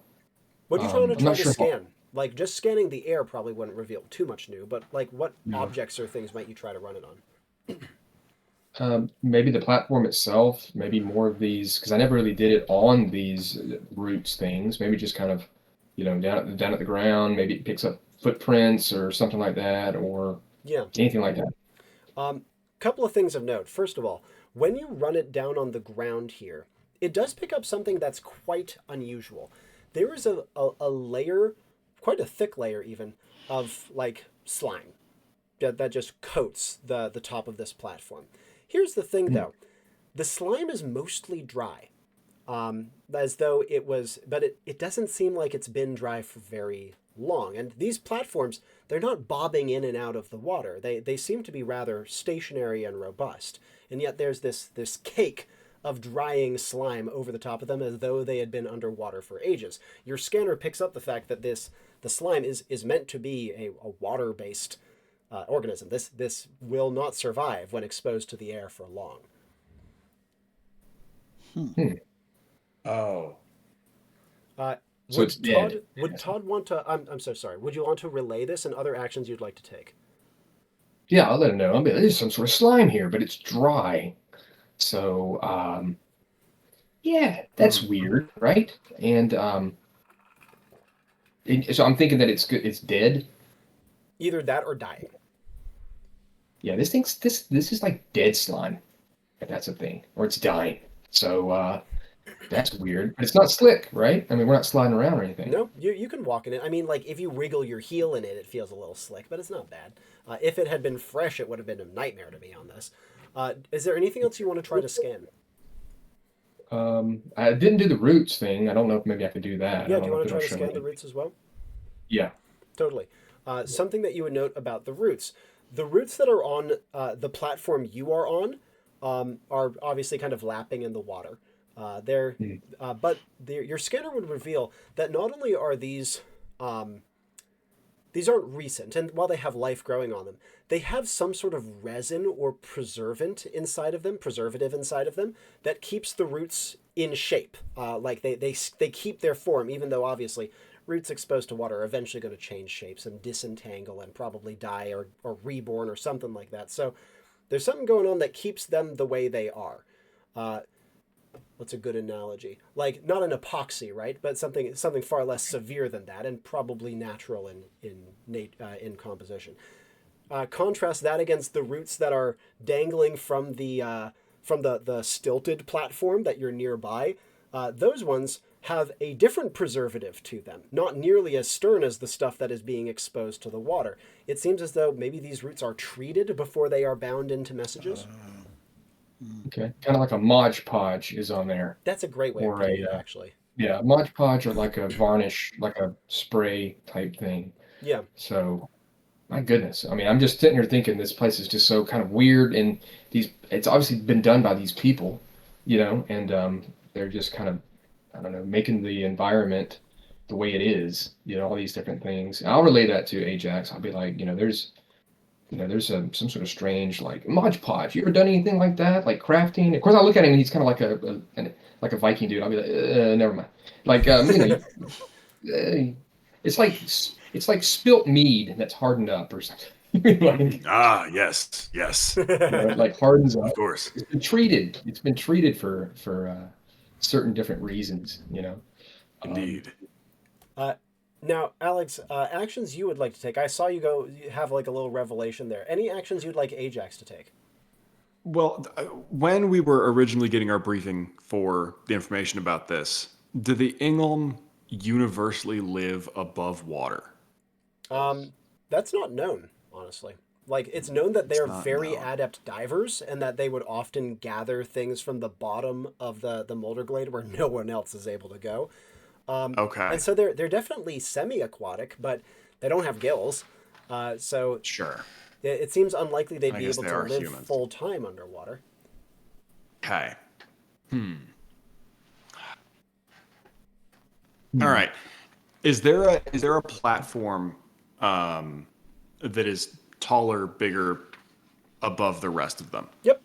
Like I said, they have the floating ones, and then they have like the ones that are elevated on stilts. There's only two stilted of these, ones, and okay. there's one stilted one that's particularly tall. Okay. Then I'll look at Todd. I don't know what your thoughts are, but I feel as though where I'm from, elevation holds some significance in terms of influence or importance within a group. I would say that might be our best bet, exploring that tallest platform. What say you? I say let's do it. I like that. Plus, we get a better view of this place too, maybe. Absolutely. Back into the boat, Brother Todd. right, let's do Fortunately, before Ajax says that, there is actually a direct route to this tallest platform by just going between some of like the half hollowed out log like bridges that connect the floating ones, then leading to like a rope ladder that climbs up to the high one. So he can get back in the coracle if he wants and pull up right up next, but he could also take the walking route if he wants something faster. Then yeah, I would say the walking route would be Yeah, what do I would that. take. Now, That sounds easier. these like bridges that I described are a bit wobbly, right? But it's nothing terrifying. It's not like you're going to get pitched into the water. It would be kind of like keeping balance in a kayak. It's mostly the kayak doing the work, but if you were to like hurl your arm to the side, you're going over. Okay. And- Slow and steady. Yeah, exactly. Yeah, I mean, me too. Todd would have much less of a problem given that he has the reflex stat and is also not like 250 pounds with the armor on. Like Sure. Yeah. So as the two of you would make your way across and pick your way over to this higher stilted platform and begin to make your way up, you would hear another crack amidst the trees, and the spotlight would become bigger and bathe a little bit more of the space, including getting uncomfortably close to that highest stilted platform. But it's still in enough darkness that you are not under obvious direct surveillance. Are you going to finish climbing up and getting on top of this thing? Sure. Yes. Let's do it. And as you make your way up to the top, before we go into details about that, Sloan, back to you. Up in your high vantage, once again, creepy crawlies going over your boots. Where are you going to be aiming? Are you going to be aiming directly into the trees? If so, where? I mean, I'm guessing you're not sighting right down the column of light. That would put you in view, of course. So how do you want to be going about this? No, my goal at the moment is I'm hoping that there's enough light being shed by this spotlight to where I can find a way to use trick shot if I need to strike the spotlight itself. Because so I like also at don't. its source. Right. Yeah. Because I don't want to. If I aim straight on in any way, that might give away my position, which I don't want to do. So maybe if I do this at an angle, there's less of a chance of being spotted. I don't know. But while I'm up here, once I get into position, I want to see what's going on over here. Is it still just, am I too blinded by this spotlight to be able to see these, whatever's going on? I mean, because to be honest, I still don't know that there's more than one thing over here. Yep. And you would finally be able to start seeing things, but in that way of silhouetted against the spotlight. You would see shifting limbs and great churning machines and blades, all of which Sloan would realize are connected back to human limbs. The Rechek move like machines, but they are shaped like humans.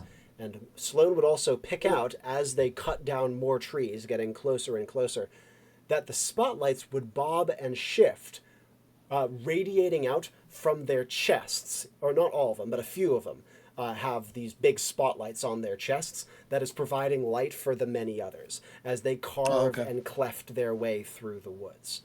At a guess, just like by the vaguest of combination of head count and sound of engine count, 10, maybe more. Okay. How many are actually equipped with lights? Because I'm assuming the ones with the lights are probably the frontliners, and then the dredges are the ones doing all the work. How many actually have lights? 3. Okay, so 3 have lights. Is there one of those 3 that is larger than the other 2? You do not see any light that is larger than the others. Okay. How far away are they from entering into this pool upon which my friends are in the middle of? Yep, they are less than 60 yards, and while they are not coming fast, they have to mow through trees in order to do so. They are coming at an alarming speed. They cut through the swamp with unbelievable efficiency. Can I call back to Ajax and Todd from this vantage point? Yeah, you can. I will yell out at the top of my lungs, "You got about 3 minutes before they're here." This would be at the point where the other 2 are just about to climb up to the top of that stilted platform. I would imagine that Sloan would see some sort of sign of recognition from them, even though they're only the faintest of silhouetted shadows to him. Follow-ups that he would like to take from here as the Rechek hack and slash their way ever closer. No, what I'm doing at this stage is I am using my Sharps rifle to figure out what trick shot I am going to do 3 different times, because I want to try and destroy those 3 sources of light as best I can. Well, fortunately, but it's going to be done. Yep. Go ahead. Sorry? Oh, I'm so sorry. You first, please. No, but I want to make sure that I don't do all 3 of those shots from the same place. I will probably do 2 of the shots from the same spot, and then I'm looking for the next place that I can move to make the 3rd shot, so that if they recover fast enough to take out the spot that I was in, I won't be there. So that's my plan anyway. Yep, absolutely. Unfortunately, you have such a multitude of trees to bounce bullets off of. You have no shortage of those. Something that Sloan would notice as he was observing. Sloan is from a time period that has trains, correct? Yes. That would be his closest analog to what they sound like. They sound like trains, chugging their way along with human steps and human heartbeats. But more notably than that, he would hear the occasional massive kind of punctuated snap. It sounds somewhere between like a shotgun going off and like a rail spike being driven into the ground, like a sharp metallic chunk. And oftentimes this is what punctuates a tree going down, or more notably them making like a little bit of extra like progress going forwards. They're working as a machine themselves. Do I get the feeling that they could possibly be constructing a road through this jungle? And in fact, looking at it, that is almost certainly what they are doing, because just looking at the way they move, they wouldn't be able to like nimbly navigate between root bundles. They need to get a way out, and that seems to be exactly what they are doing. Okay. It would also explain why only 2 spotlights are aiming forwards and a third is aiming back. Because they're busy working and putting things in place. Got it. Now, our goal here is we have to confirm the presence of the Enclave and to make sure that the Ratchek cannot find them, and one of the options for that is to destroy the Ratchek. Yep, destroy them, trick them, whatever.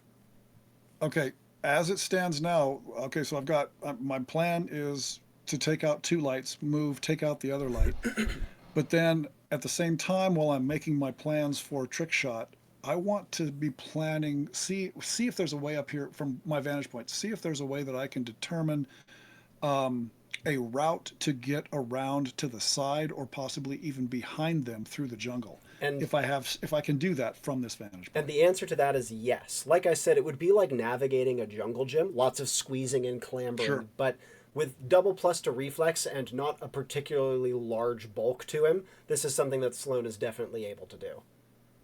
Okay.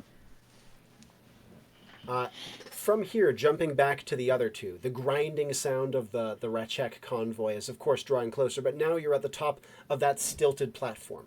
Once again, you see the skeletons, or the skeleton of what was presumably a settlement. This one's maybe a little more sophisticated, a few more small pylons, strands of rope leading out to maybe prop up a tent, maybe hold up like a lattice of some kind, again for food or clothing or similar.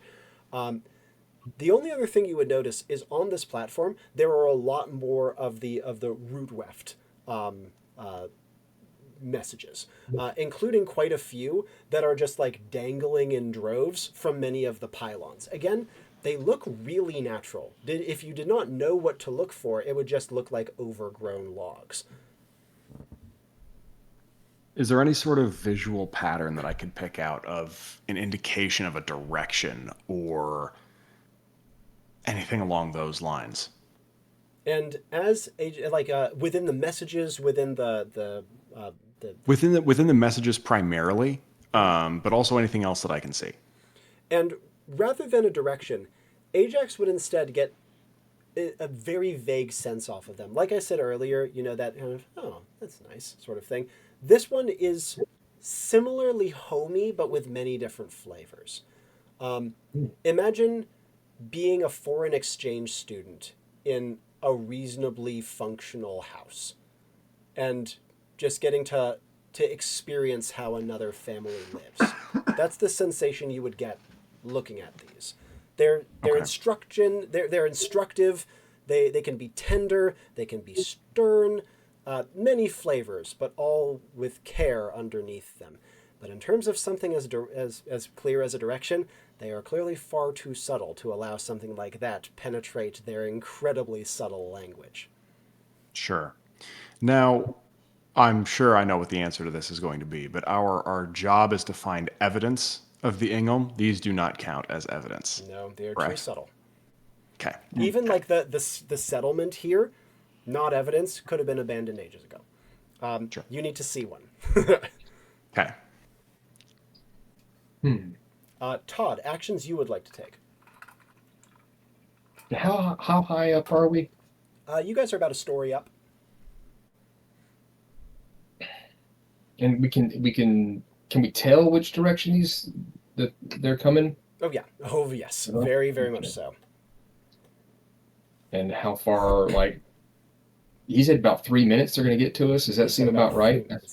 Now that you're looking through the trees, you can see like the spotlights that are like cutting through the breaks in the forest. You can hear the sounds of grinding, the sounds of their industry. 3 minutes might be on the high side, to be perfectly honest, of how much time you have. Okay. There's nothing else up here that we can interact with, really, that we haven't already seen.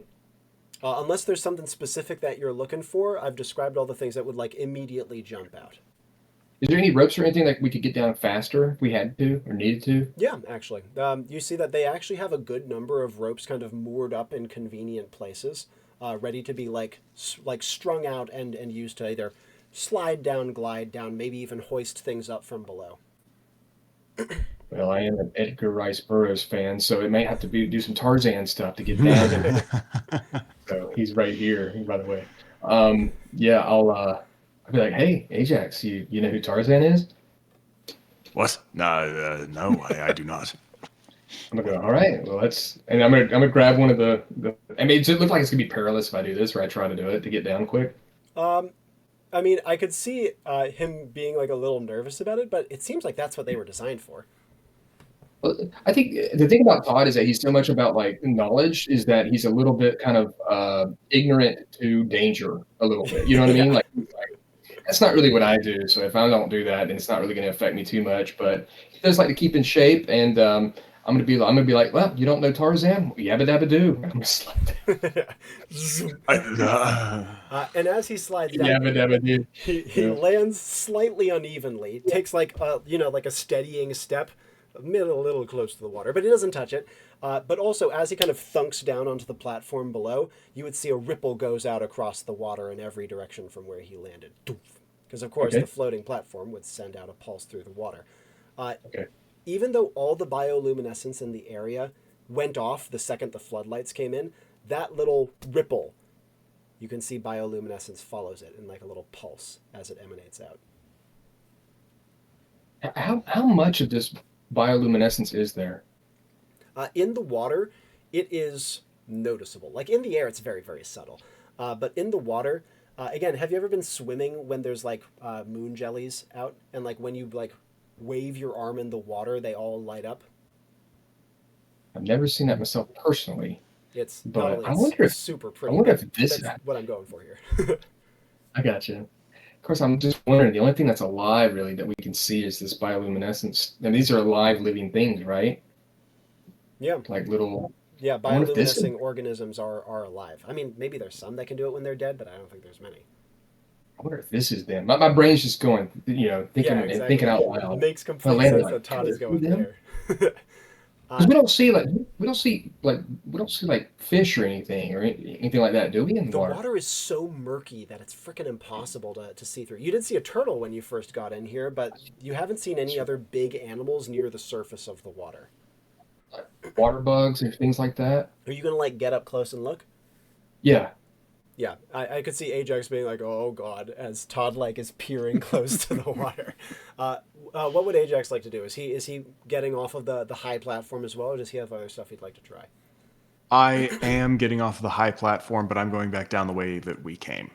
Yep, absolutely. And as I don't know if the ropes would hold. Yeah.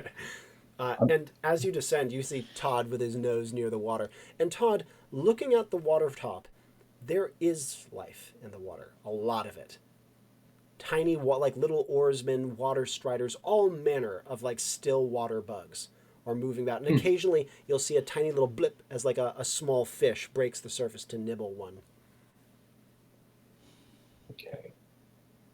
So this place is frothing with life, even though the water is so murky that you can barely see more than an inch or two below the surface. Okay. I'm just going to come and look and see which direction we need to go now. With them coming in the wind, the direction they're coming, where do we need to put ourselves? Yeah, if you wanna like get completely out of their line of sight, you'd have to get in the coracle and beat a hasty retreat back to the banks from whence you came. If you wanted to stay in the settlement, you'd have to get in the shadow of the big stilted platforms, which fortunately is pretty much right next to where you currently are. I'll do that. I'll be like, jump back into the shadows. Yep.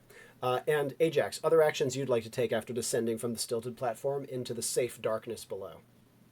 I know that these things are going to be coming through momentarily. What I'm going to do when I get down to the same platform that Todd is on is try and maneuver. Is the platform we're currently on the same one that we started on, or is it different? It's different. Okay. Is there a boat attached to the platform we're currently on? Yes. Okay, then I'm going to maneuver the boat to be opposite from where these things are coming through the trees so that if we need to hastily escape, we can hopefully do so without getting into their line of sight. Hopefully we'll get some shielding from the platforms. And then I'm going to hunker down in the shadows as well with Todd. But what I want to do, are there any of the root things, any of the messages on the platform we're on right now? Yes. I want to take one. I want to pick one up and, without putting my hand in the water, gently set one of these in the water and see what happens. And as you do so, it floats for a little bit, but starts to sink. Maybe unusually for something made of living, once living matter. Though Todd did indicate it was preserved in some way. As it kind of gently sinks and bubbles out of sight, you would see in its wake little plumes of bioluminescence following it down, similar to the ripples. Following it down. Yep, as it kind of sinks out of sight. Okay.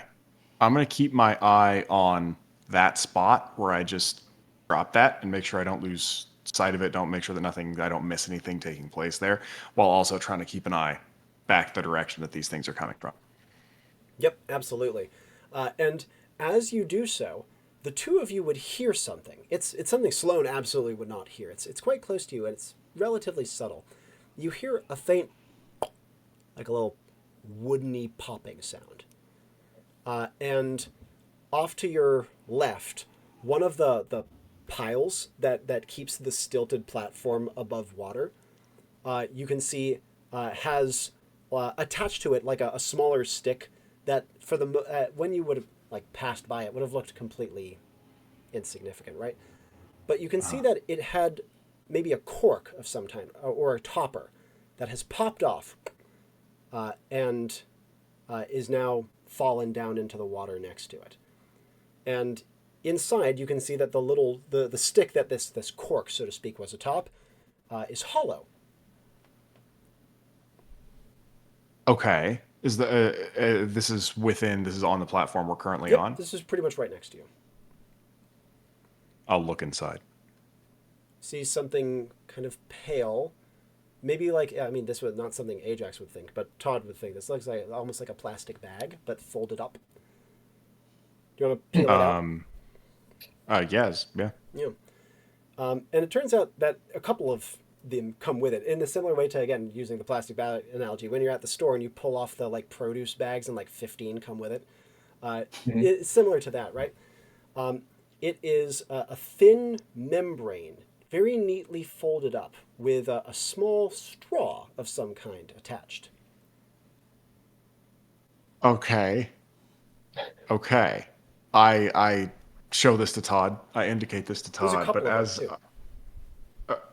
I'll hand it to him, but as soon as I see this, I'm looking around in the water for any straws that look like the ones that I just saw. Yeah, and you do not see anything like that breaking the surface. There are many jump scares of like, oh, there's one, but no, it's a reed, or it's like a little like bit of stick drifting on the surface. Todd, upon being given one of these strange things, what would you do with it? Again, it's the weird membrane attached to a straw. Does it look like it's something that can fit over our head? And that's a good question, actually. It's so folded up and compact, you can't really tell. Do you want to try to unfold it? Yeah, let's unfold it. Yeah, it's considerably bigger once you completely unfold it. Very, very delicate, gossamer thin. And looking at the straw, this is definitely inflatable. But it doesn't seem like it goes over a head. It's large, but definitely not meant to go over a head. So blow into the straw and blow, and it'll blow up, possibly. Is that how it's designed? Looks like it. Let's do it.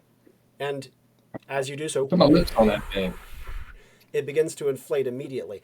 It's made of organic material, maybe a fish's swim bladder or something weird like that, I'd guess. And it blows up much bigger than it initially looked like it would. The straw that's connected to it, also as the thing blows up, it kind of changes shape, almost like a balloon animal, but not very not very substantially, just kind of crescenty, to the point where looking at it, it looks like one of those airplane neck pillows that you put around to like not get a neck ache on an airplane. Mm-hmm. Strange. I'll say that out loud. What do you think? What do you think this is? Something used to float. As he's blowing it up, he doesn't like float up into the air and start to drift away, right? Okay. I'm gonna reach back in, grab another one of these things, and try to inflate it as well. Yep. Is it the same Easily shape? Done. And as you do so, Todd, what's his guess on what this thing is? Well, at first I thought it was some sort of way you could breathe underneath the water, but now I'm not so sure. What makes And him not it's- sure about that? Was there any way I could put it over my face or like my face holes? As you kind of put it about, it does actually fit quite comfortably around your neck, and the straw could go into your mouth, but you'd still be completely exposed with all your orifices to the swamp water, though from the mission briefing, the Ingham don't care about that. They are immune to the Right. swamp's disease. I'm gonna see if I can breathe through it. Yeah, and Like put it around my neck and see if I can breathe. See if this holds air, or maybe it filters out, or it does something so that I don't suffocate. And it's going to be able to like maybe pull in oxygen from the water so that they can breathe. Now- I can breathe with it. the pull in oxygen from the water is a brilliant idea, but since you're not in water, you can't test that part of the theory. What you do know at the very least, though, is as you breathe, it does deflate, as you might expect, and the air that enters your lungs, it has a different taste to it. It has kind of a weird briny taste that isn't necessarily very pleasant. But when you breathed in, of course, when you blow up a balloon, it's mostly carbon dioxide, right? You still feel oxygenated when you breathe in through this straw. Whoa. Can Sloan see us where we're at? No, definitely not. Yeah, because I'm sure he'd be like, "What are those dudes doing? They're blowing up balloons." We got a box of balloons here in the middle of this. He used to work at a circus too, even worse. Let's take all of them. Exactly. Yeah, let's take all of them. Okay. I don't know how many there are, and There's quite a few. There's like 20 of these things. Like there's a lot because they fold up very compact. hey, I'm really tempted to try one of these underneath the water. I don't know. But it's so caustic, right? The water. The water is very dangerous. But again, Shit. as the mission briefing mentioned, it's not going to kill you in the space of 5 minutes. It probably will, blind you and render you bedridden in about an hour. Oof. But it's bad. It's nasty, but it's not like instantly fatal sort of nasty. I'm gonna use my scanner on it. Just I don't know. It's kind of like a catch-all thing for me to be like, what is this thing? I got a tricorder here. I'm acting like I'm I'm data. Yeah, that's a classic librarian play. I don't know what to do. Scanner it. Boom. What sort of thing are you trying to pick off of this thing? Like, is it alive? Is it? I'll stop you there. Yes, it's alive. This is a living organism. I'd be like, my God, I mean, this thing's alive too. And so does the straw seem like it's alive as well? Yeah, Like the it's, straw is it, seems like it's been affixed to it in some way. Though Okay, I will so it's say, something completely the thing was dormant, but has, and it's not moving, it's not undulating or pulsing or anything like that. But if anything, it seems kind of like breathing in brought it to life. Okay. I'm gonna tell Ajax that. Be like, this thing came alive when I breathed into it. We're keeping all these. This is something important here. This is really the only thing we found that is not just part of this place. It's something usable. It's something alive. It's different. There's something with this water. Something with it. It's all starting to come together. So let's take all these. I'm I'm very curious about this thing. I agree. Let us take these. Let us take a few more of the notes and try to proceed to the opposite shore. I think getting caught out here would be exceptionally dangerous. Let's do it. And as you guys rush back over to the coracle and pile inside, the lights are filling more and more and more of the clearing, and Ajax is able to paddle quite fiercely to get you guys quickly over to the far shore. But before we go further, Sloan, let's talk. Oh well, it's time to start this party. So, um, I am going to use trick shot. Hopefully, keeping the angle of the muzzle of my rifle from being highly visible. The flash from the muzzle of my rifle being highly visible. I'm going to use trick shot to strike something off what looks to me to be a really strong, sturdy tree. I want to take out the closest of those spotlights. Absolutely. Now, Sloan has had minutes to set this shot up. He usually has like less than a second, so this is a huge perk. What is going to be his paired action on the trick shot? Oh, geez, a paired action for the trick shot. I don't know why that was so funny. His usual paired action with the trick shot that he has a long time to line up with. He licks his index finger, the tip of his index finger. Yep.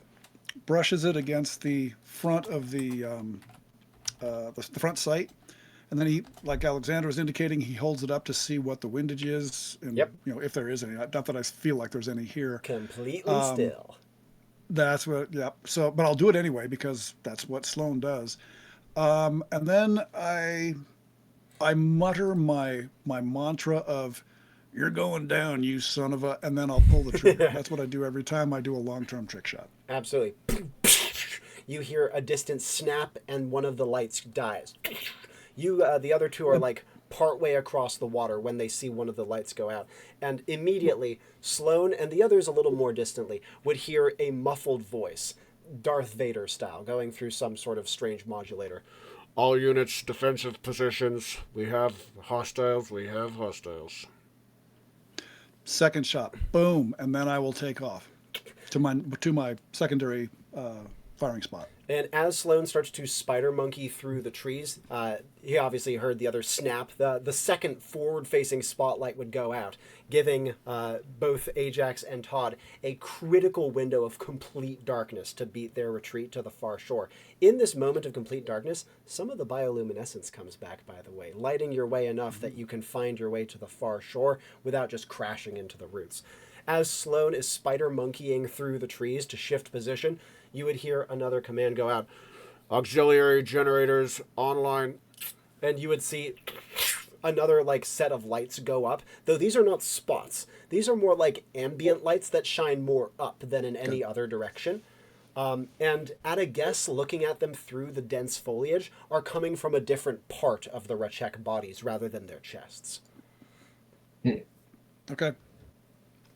But my goal is still to make it to my secondary firing spot and take out the third spotlight. Yep, absolutely. And after about 15 seconds of desperate scrabbling, you can get there, put your back up against a tree, and ready your gun again. You can see the last spotlight has conveniently turned around to be facing more in your direction than it was previously. Okay. Yeah, as soon as the shot's available, I'm going to take it. And this time... Same paired action. Yep. And this time, as the shot rings out, that final one snaps and breaks. And you hear, confirmed hostiles taking out light sources. All reserve lights online. And you would hear a set of just as lights are going off on most of the Rechek. These lights, again, aren't nearly as direct, not nearly as bright, and seem to be mostly shoulder-mounted in a small gantry of lights. It would be much harder to take those out with single shots. It's many individual small bulbs, but they are far less directed and give far less effective light. Okay.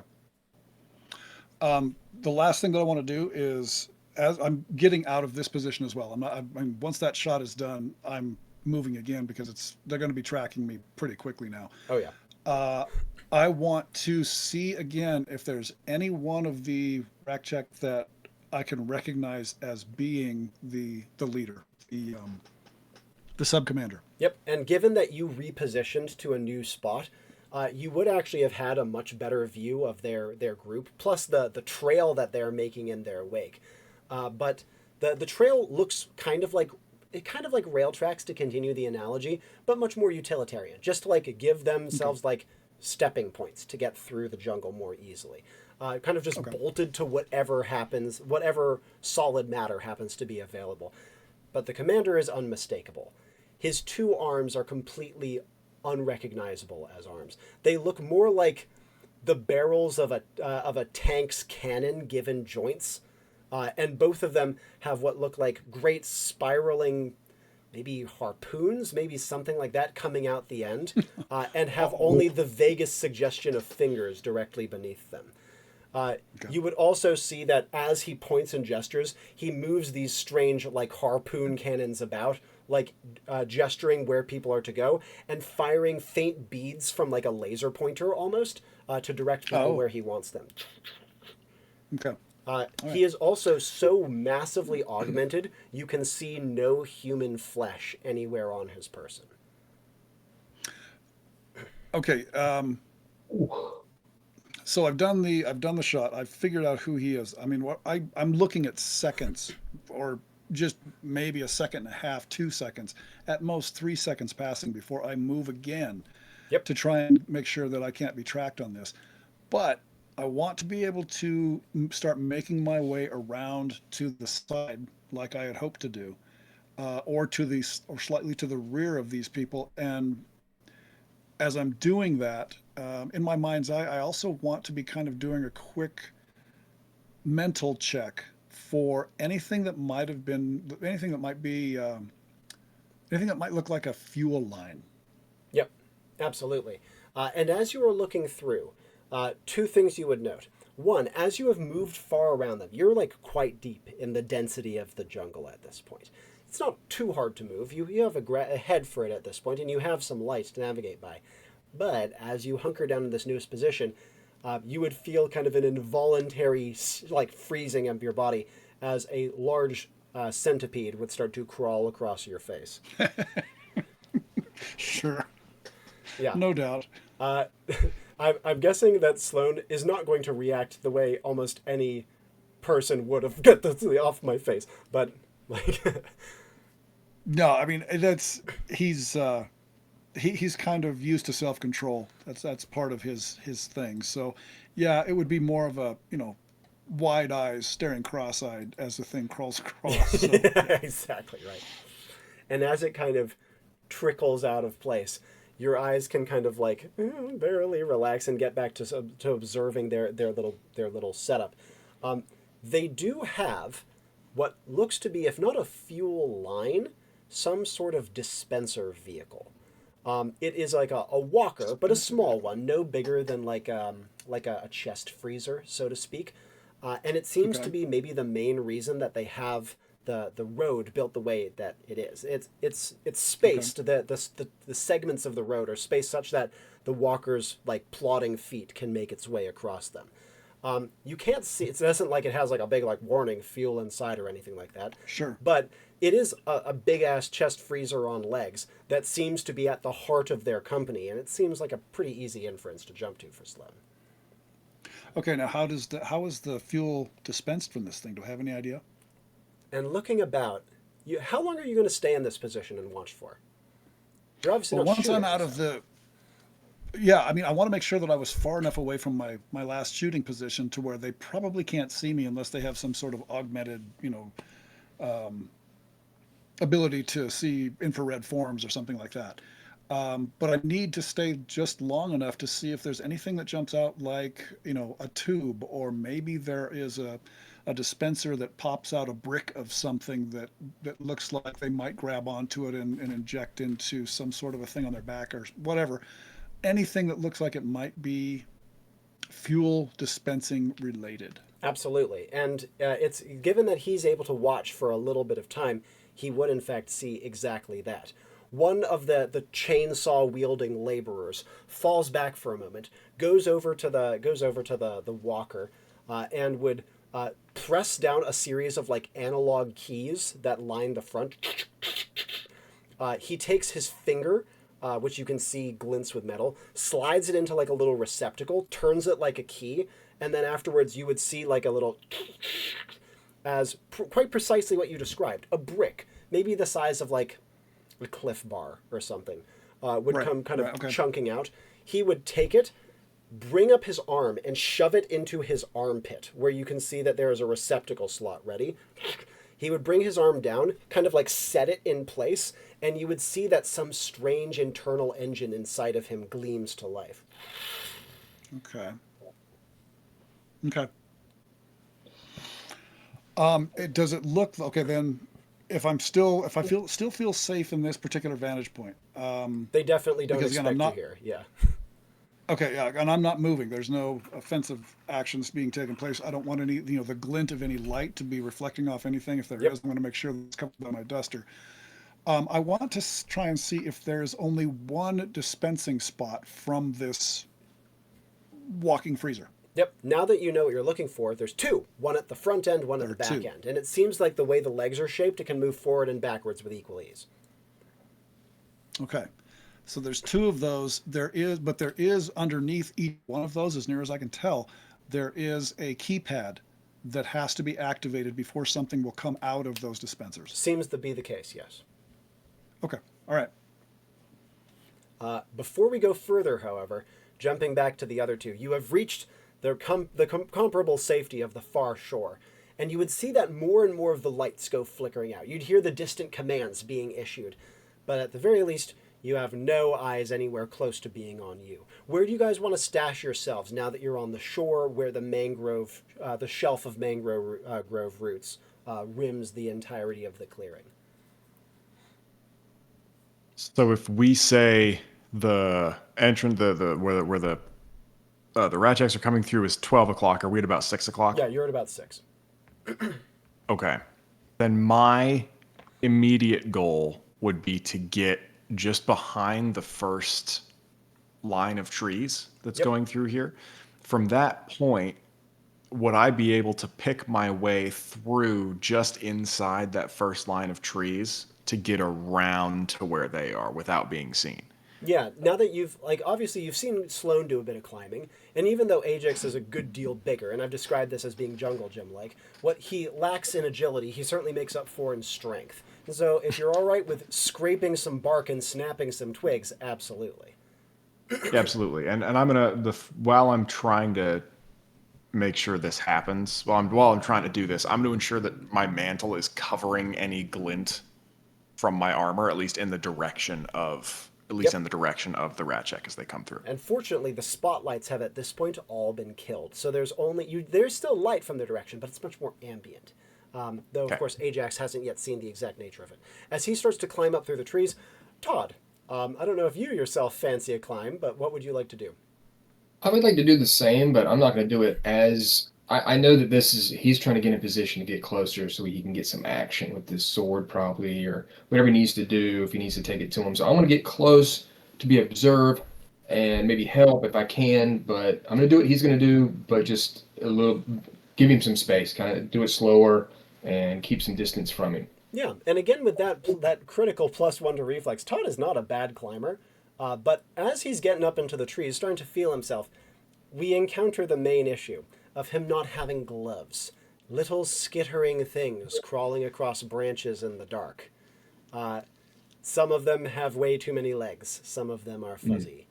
I don't know if Todd is a tremendously squeamish sort, but if nothing else, he's no fool. He's in the jungle. These things might bite.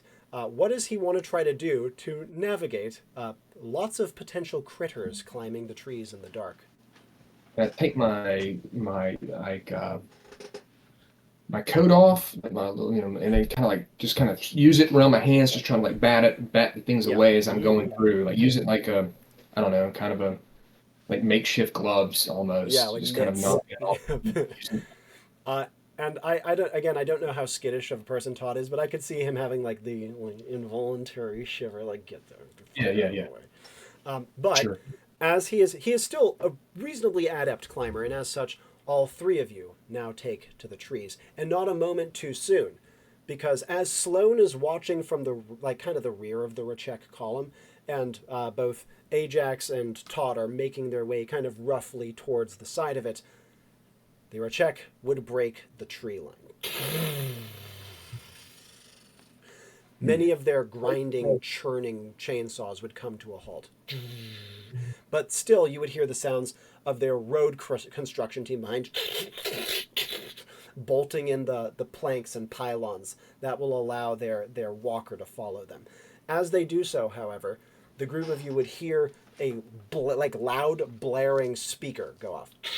It crackles with static at first, and a little bit of feedback, and then the now familiar voice comes through of their sub-commander. Attention, residents. We come in peace. We wish to negotiate trade. Please reveal yourselves. Yeah. Too late for that, buddy. Now, Sloan, who is in the best position to be doing stuff right now, given that he's not currently in the process of climbing, he has already clomb, the past tense of climbing. I've clombed. According to my wife. To where I need to be. Actions he would like to take from here. I'm gonna have to continue with what I've started. I want to. My goal here is to line up with my Sharp's rifle and using trick shot again. No, I'm not even going to use trick shot this time because I'm going to burn myself out doing that. What I really want to do here is put a bullet right into those keypads. And so I'd like to take a shot at one and then shoot and move, get to a different position and shoot the back of the keypad after I've shot the front one.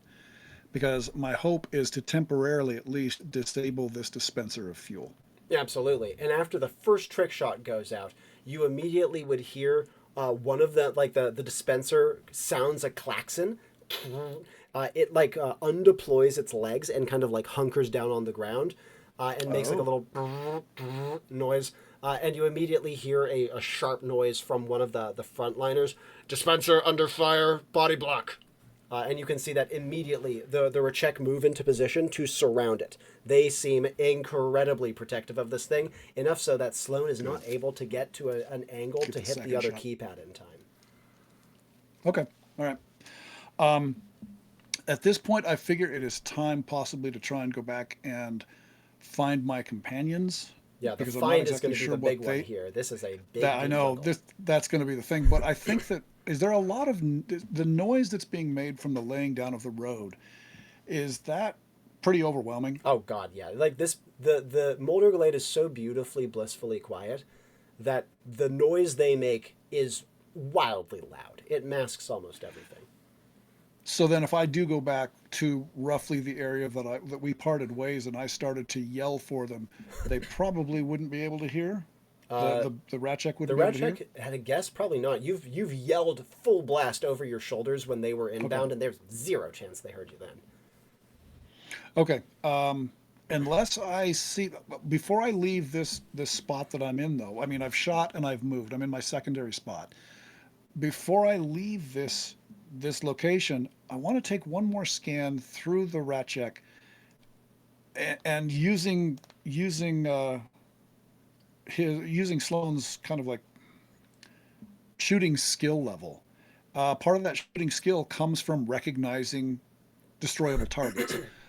I want to see if there is anything that stands out as something that's very important. Maybe when the klaxon went off and they moved back to try and protect this dispenser unit, maybe somebody else also went and tried to protect something else as part of like a secondary movement. I want to see if anything like that takes place. That's a really great question. And now that you can see how their dynamics are moving out, there's kind of three distinct clusters of Rachek. The majority of them, including what looks like virtually all of like the drudge workers, are body blocking the dispenser. The second group is you can see that one of the frontliners plus the sub-commander have moved off ahead. The frontliner you can see is currently, how do I describe this? Imagine like kind of like in Transformers, like parts of his body would be shifting and like rotating into Kind of new moving positions. around, Yeah, yeah, exactly. He'd be like reconfiguring his augments and seems to be in conversation with the commander. The third group is probably the weirdest one. You would see that there are two other frontliners that are a little offside from the group. They obviously don't have their spotlights anymore. Womp womp. However, they do seem to be like not only clustered together, but they are not clustered in a way that connotes like they're protecting something, but like they're examining something that they're holding low in their hands. How far away are they from me? They are closer to you than the dispenser, though not by a lot. And it would be kind of a tricky angle to look down at them. You'd have to climb pretty up high and obviously risk little bits of twig and stuff falling down into them. Right. I'm actually not going to go back and look for my companions. I am going to move again slightly, and then try to get myself into a better position to see that whatever those three things have looked at or looking at. But I'm not going to get close enough to draw any attention, and I'm going to have to just plant myself here and wait. And again, with the Sharp's rifle, I'm going to be focusing on, I think at this point, probably the sub-commander. Yep, absolutely. As you are getting into position before we jump back to Ajax, Sloan would see what they're looking at. Imagine in kind of the like an original Fallout style looking screen that has unmistakably on it a map that is showing not only the path that they have cut through the Moulderglade, but is highlighting this place as a former trade hub. Oh, interesting. Okay. There it is. Not Did I random. know- They have come here. Yeah, they didn't just wander down in this area. They came here directly for a reason. Did I get an understanding of where that map was before they gathered around it and started examining it? Was one of them carrying it, or At a guess, probably, but you weren't like it's hard to kind of track what has already couldn't moved. tell? Yeah. Okay. It Right. wasn't obvious by any means, but you can see that the other frontliner that was talking with the sub commander has moved over to the dispenser. The drudges make way in like it's keeping their tight body block, and he uses the good pin pad, and you see the dispenser this time opens up its back, and he draws out what is clearly some piece of specialized technology that he clamps to his shoulder, has a great hose that he connects up to his face, and now his whole helmet is completely sealed. And from there he turns and starts marching out through the break in the trees towards the clearing. Before we go further, Ajax, then Todd. Ajax, it's been a squeeze, but again, you make up for it in brute strength and can have muscled your way through pretty much right next to the break in the where they have broken through to the clearing. You are not in any way in direct sight right now. Who knows how many thousands of bugs have passed over you while you are making your way through this place. But you would also see the sub commander and that one frontliner communicating, and the frontliner moving off and returning with this strange new piece of tech that now dawns them. Okay, so looking at this road that they're constructing, it sounded like you said this road is kind of up on posts out of the ground. It's a combination of that and using like the stumps of trees. So they seem to have some Okay. forms of pile, but they also seem brutally effective at just like instantly reshaping the trees they fell into piles that they can stake down into the ground. Okay. I mean, I'm assuming this road is pretty solid. It's not going anywhere. You know, it would take some industrial sabotage to bring this thing down. Or I mean, like if Ajax had, you know, a solid 5 minutes to hack at it, he could probably break it a bit, but wouldn't be that much. Sure. Okay. So when we've made our way around, where am I just kind of even with this big group that's up there Yeah, at the moment, or am I a little bit? So to give you an idea, if you're at Go ahead. like the place where the trees break, you're kind of like right in the section where the trees aren't broken, in line with that. So you have access to the Ratchek camp and also visual access into the big clearing where the abandoned settlement lies. Okay, how many of them in total do I count? And peering through the trees, 1, 2, 3, 4, 5, 6, 10 exactly, plus that weird walking dispenser thing, which does not seem like a person at a guess. I mean, not that Okay. necessarily Ajax would be able to tell, but that seems like a bit of a stretch. Okay. Then what I'm going to do is very quietly, so as not to reveal myself, take my banner, plunge it into the ground before me.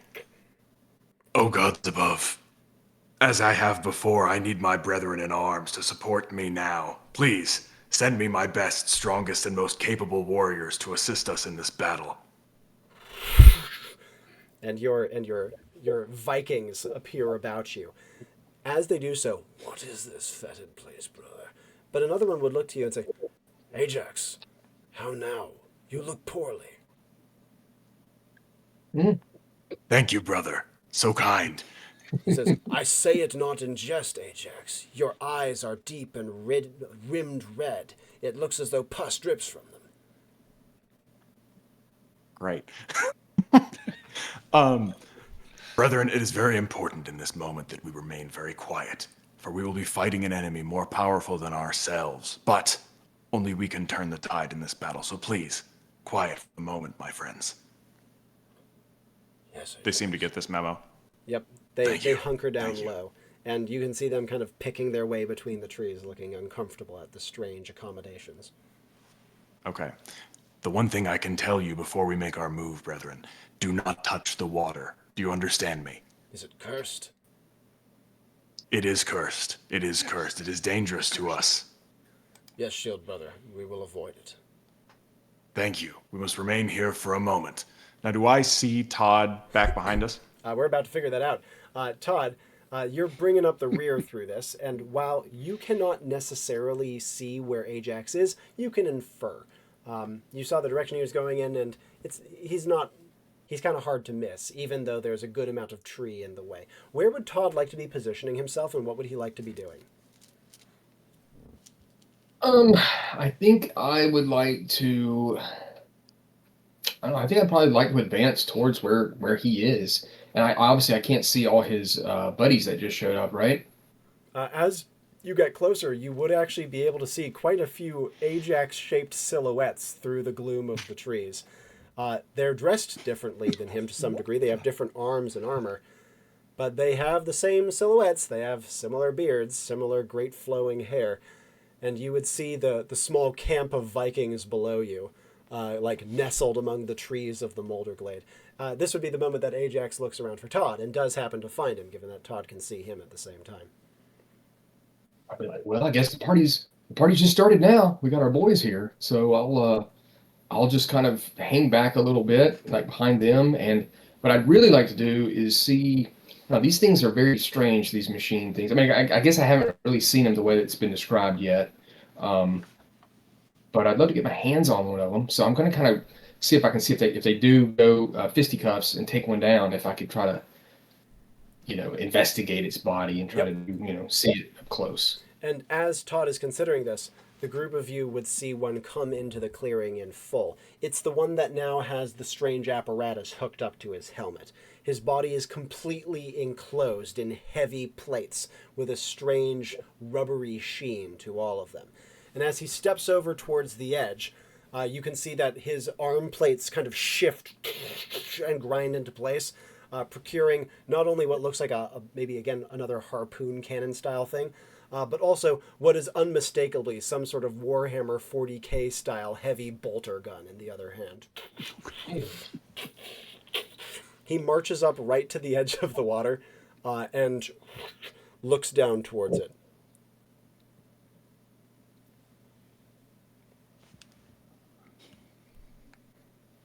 All right.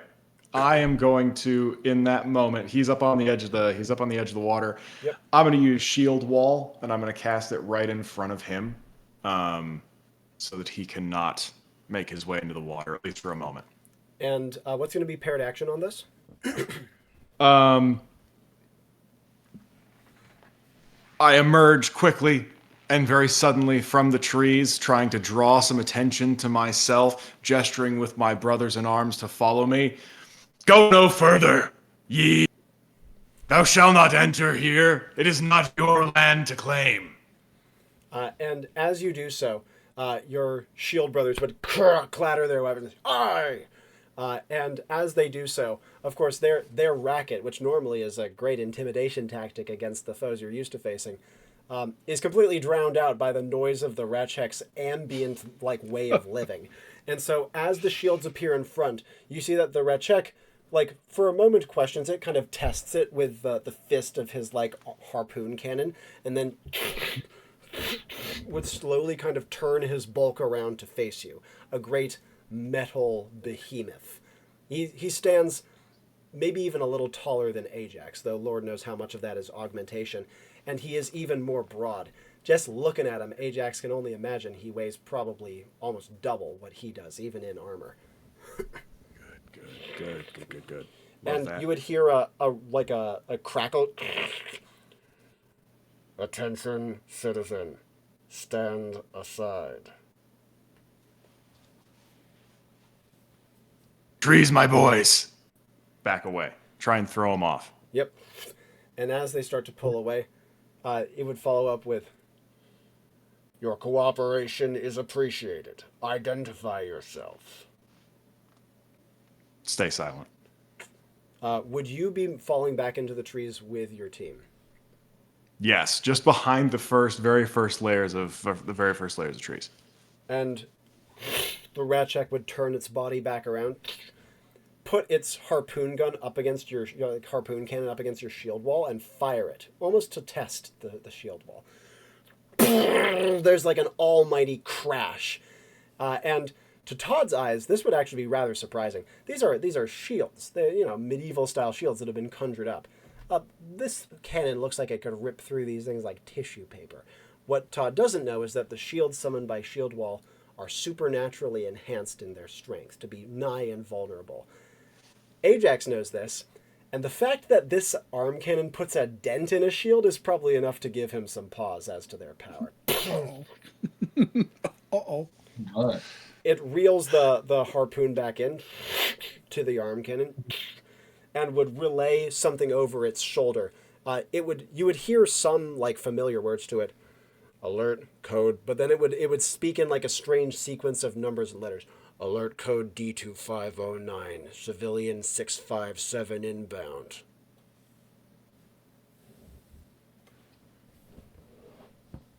Okay.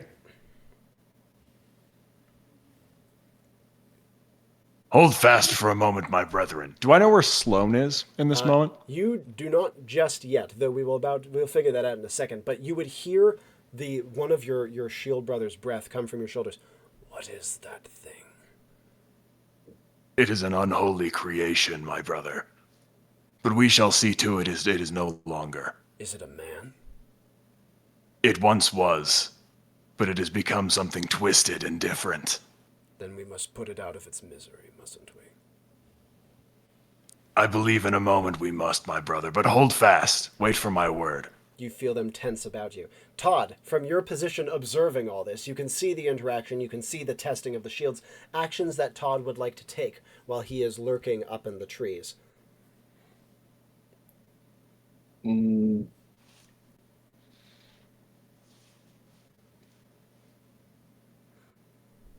don't know if I got anything I can do to these. I mean, this thing is like way beyond anything that he's like. My brain's probably like racked trying to understand how this thing does. And I've not seen the shield, so I'm probably thinking, hey, that shield probably held up pretty well. I think that's probably a good thing. I was like, wow, it did good. Yeah, exactly. And, is there any way I could sneak around? Is there anything where I could like just all this is going on and like maybe something's not going to see me? I can just kind of like go off into the side maybe or pick your way through the trees a little further aside. Yeah, you absolutely can. Though as Todd is doing so, he would feel a sharp like pain in his left hand. Okay. Yeah, it would be like an ow, like something like almost like you burned yourself. Like a briar or something like that, like a thorn or a bug. Yeah, got something me? like that. And looking Okay. over to it, you can see the tail of a scorpion stinger hanging out of your left palm. It's not good. All right, I'll yank that out. Like, oh crap. We didn't need this right now. Yeah. This is a bad timing on this one. Your Yeah, hand this starts is burning almost immediately, but you do still have use of it. It just hurts, and it's hurting bad. Okay. I don't know if I have anything to fix that. I'm looking. Do you need a moment to think? Yeah. Just give me a second to think. Totally. Sloan, where are you navigating towards? Okay, as soon as the one guy ended up putting on the tube, connecting to the tube that filled up his mask, I figured that this was one of the submarine guys. I did not want him to end up getting into the water. And so Sloan would have taken off at as much of a sprint as he could possibly muster at this Sprint. point to try and, yeah, kind of out type sprint, to try and get to the point of entry where this thing would have been going into the water because I've got to try and stop him. Absolutely. And while Sloan is completely late to the punch, he's just at a terrible angle to get there in time. Fortunately, this is when he would see Ajax's shield spring into place, blocking the Submariner's descent. You would see the interaction with Ajax and his crew, now familiar to Sloan, the Ajax team. And you'd see the testing of the shield wall. Sloan's seen Ajax's shield walls. Wow, this left a dent in it. That's substantial. But also, as Ajax and his team would pull back, they would come kind of like almost directly beneath where Sloan is positioned up the trees above them. I am going to, is the creature or the being with the harpoon gun, is he looking like he's getting ramped up to try and hit the shield wall again, or has he stopped and maybe he's puzzling a bit? He seems like he's currently relaying information. You hear him speaking in this strange combination of familiar words and indecipherable codes. Okay, I need to get down to a more solid surface. I don't want to take this thing on while I'm suspended up in the trees. So while he's making this communication, I am going to be, as quickly as I can, getting back down onto a more level surface. One that's actually fairly close to this creature. Yep. Or this being. This would put you pretty much right amidst Ajax's team. Do you want to announce yourself, or do you want to try to stay apart from them? But I did see Ajax. Oh yeah, you see the interaction with him, and when he pulls back, he and his crew are pretty much directly below you. Okay, I will call down to them. Ajax, don't hit me with any of your pig stickers. I'm coming down, and I'm making my way down onto the ground near them. Yep. As you do so, a few of his team would say, "A familiar shield, brother." Greetings, my friends. For Shield guys, it's good to see you. It's always good to see you. And I'm doing that. I'm saying that as I'm walking past them. As I'm walking out from in front of them, I'm dropping everything into place on my holsters, the Sharps rifle on my back. I'm lifting up the duster to settle it back down on my shoulders because I'm going to have to do standoff with this guy for just a second while I call his attention. Absolutely. Todd would also see Sloan walk placidly into view as the Submariner turns back, relays another code. 605D209, unknown Civ. And identify yourself, civilian. I'm just going to slowly walk toward him, not saying anything, maintaining complete calmness. The only thing that I have in my hand, and Sloan doesn't see it as an offensive weapon. I have one of my coins in my hand. Yep. And just slowly heading toward this thing and trying to get in within, probably not less than 15 feet away. Yep, as you do so, you hear him relaying another code. 651-3. Potential mercantile object. Do I get to 15 feet? Yep. Are you coming to a stop once you draw close? Identify yourself, it repeats. Okay, does this thing have what looks like is probably a glass face mask? Some sort of a crystal glass something face mask on this helmet? It does have something resembling eye holes. You can't tell, they don't look like glass. Sloan has been around the block on Enclave missions, and it could be some local substance, probably quite tough if it's trusting its eyes or whatever it has in lieu of eyes to it. Okay, I have to take a chance with it anyway. But and there's no, I don't see anything else that. What I'm looking for is a way to breach this costume that this thing is wearing, whatever this suit is. Ah, I need to try and put a dent into it somewhere that would allow water to get into it, and so that this being would know that water would get into it if it went into the water. you have one big one Do there. I see anything? The tube. The tube that connects Okay. like its helmet to the device that's on its shoulder.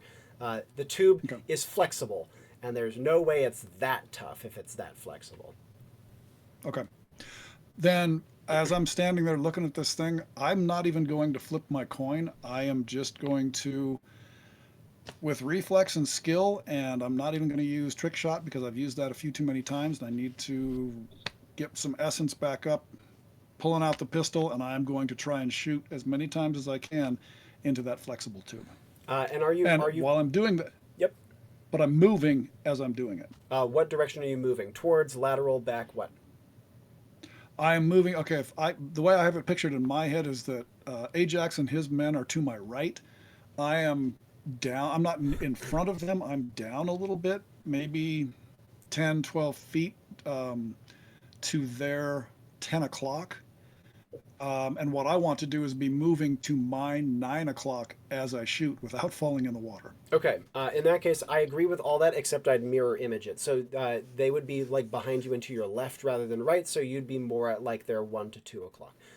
That's fine. Yep. Yeah, So that's fine. literally same image but mirrored. And are Okay. you fanning the hammer, or are you trying to be as accurate as you can?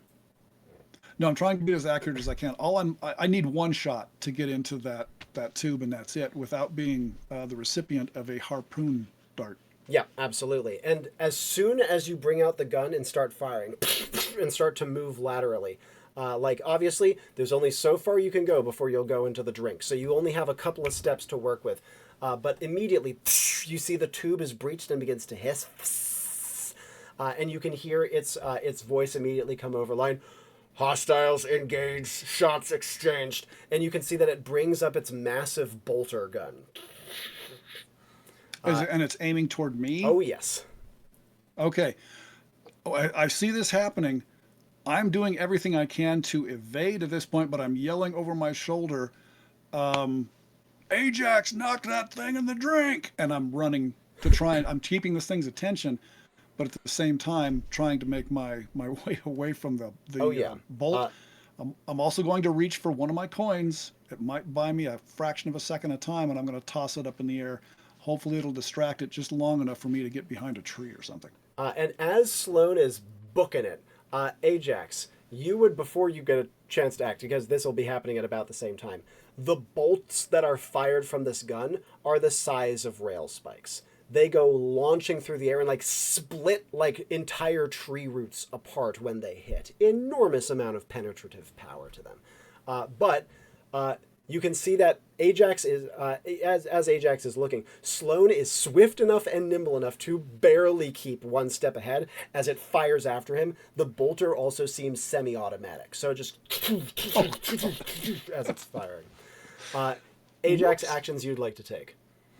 Immediately, as soon as Sloan starts firing, I'm yelling at my men, attack! Get the big one in the water! And we're all just going to rush in and start swinging at these things. And fortunately, because of that critical move with the coin, it is just the fraction most of a second short to get its gun on you and your men. Instead of trying to strike with blades, your soldiers bring up their shields and just football tackle it and slam into its side. And Ajax might have been able to tip it by himself. It's frickin' heavy, right? But he's a very strong guy. But with, 6 burly Vikings, it's going over. I've seen 6 guys like move a Prius before. This thing is definitely able to get tipped over by them. And as it kind of keels over to the side, it slams into the water. Its bolter goes off one more time, like flashing up amidst the tree branches up in the sky. And the last thing you see is the bolter hand dribbling underwater, sinking from view like a stone. As soon as Nicely this done. happens, you would hear the alerts and klaxons and radio chatter of the Rachek through the broken tree line as all of their attention is being turned towards you. Hostiles, bring out all weapons. Full engage, full engage. And you hear the revving of their chainsaws. Immediately, your soldiers, to their credit, this is a lot of noise, and they're coming from a war culture where noise means power. And so for the moment, you can see that it's rare this happens. A little bit of fear would be creeping into their body language. Okay. So what I'm envisioning is we've all just knocked him into the water. We are closer to both the edge of the water, but also to the other side of the tree line than these creatures, correct? Yeah. Okay. Then my immediate call is, to the tree line, boys, behind the trees! And they don't need any second encouragements. Relieved that they don't have to stand and fight to the death against these monstrosities. They go, like, billowing out after you, though you would see one of them drops.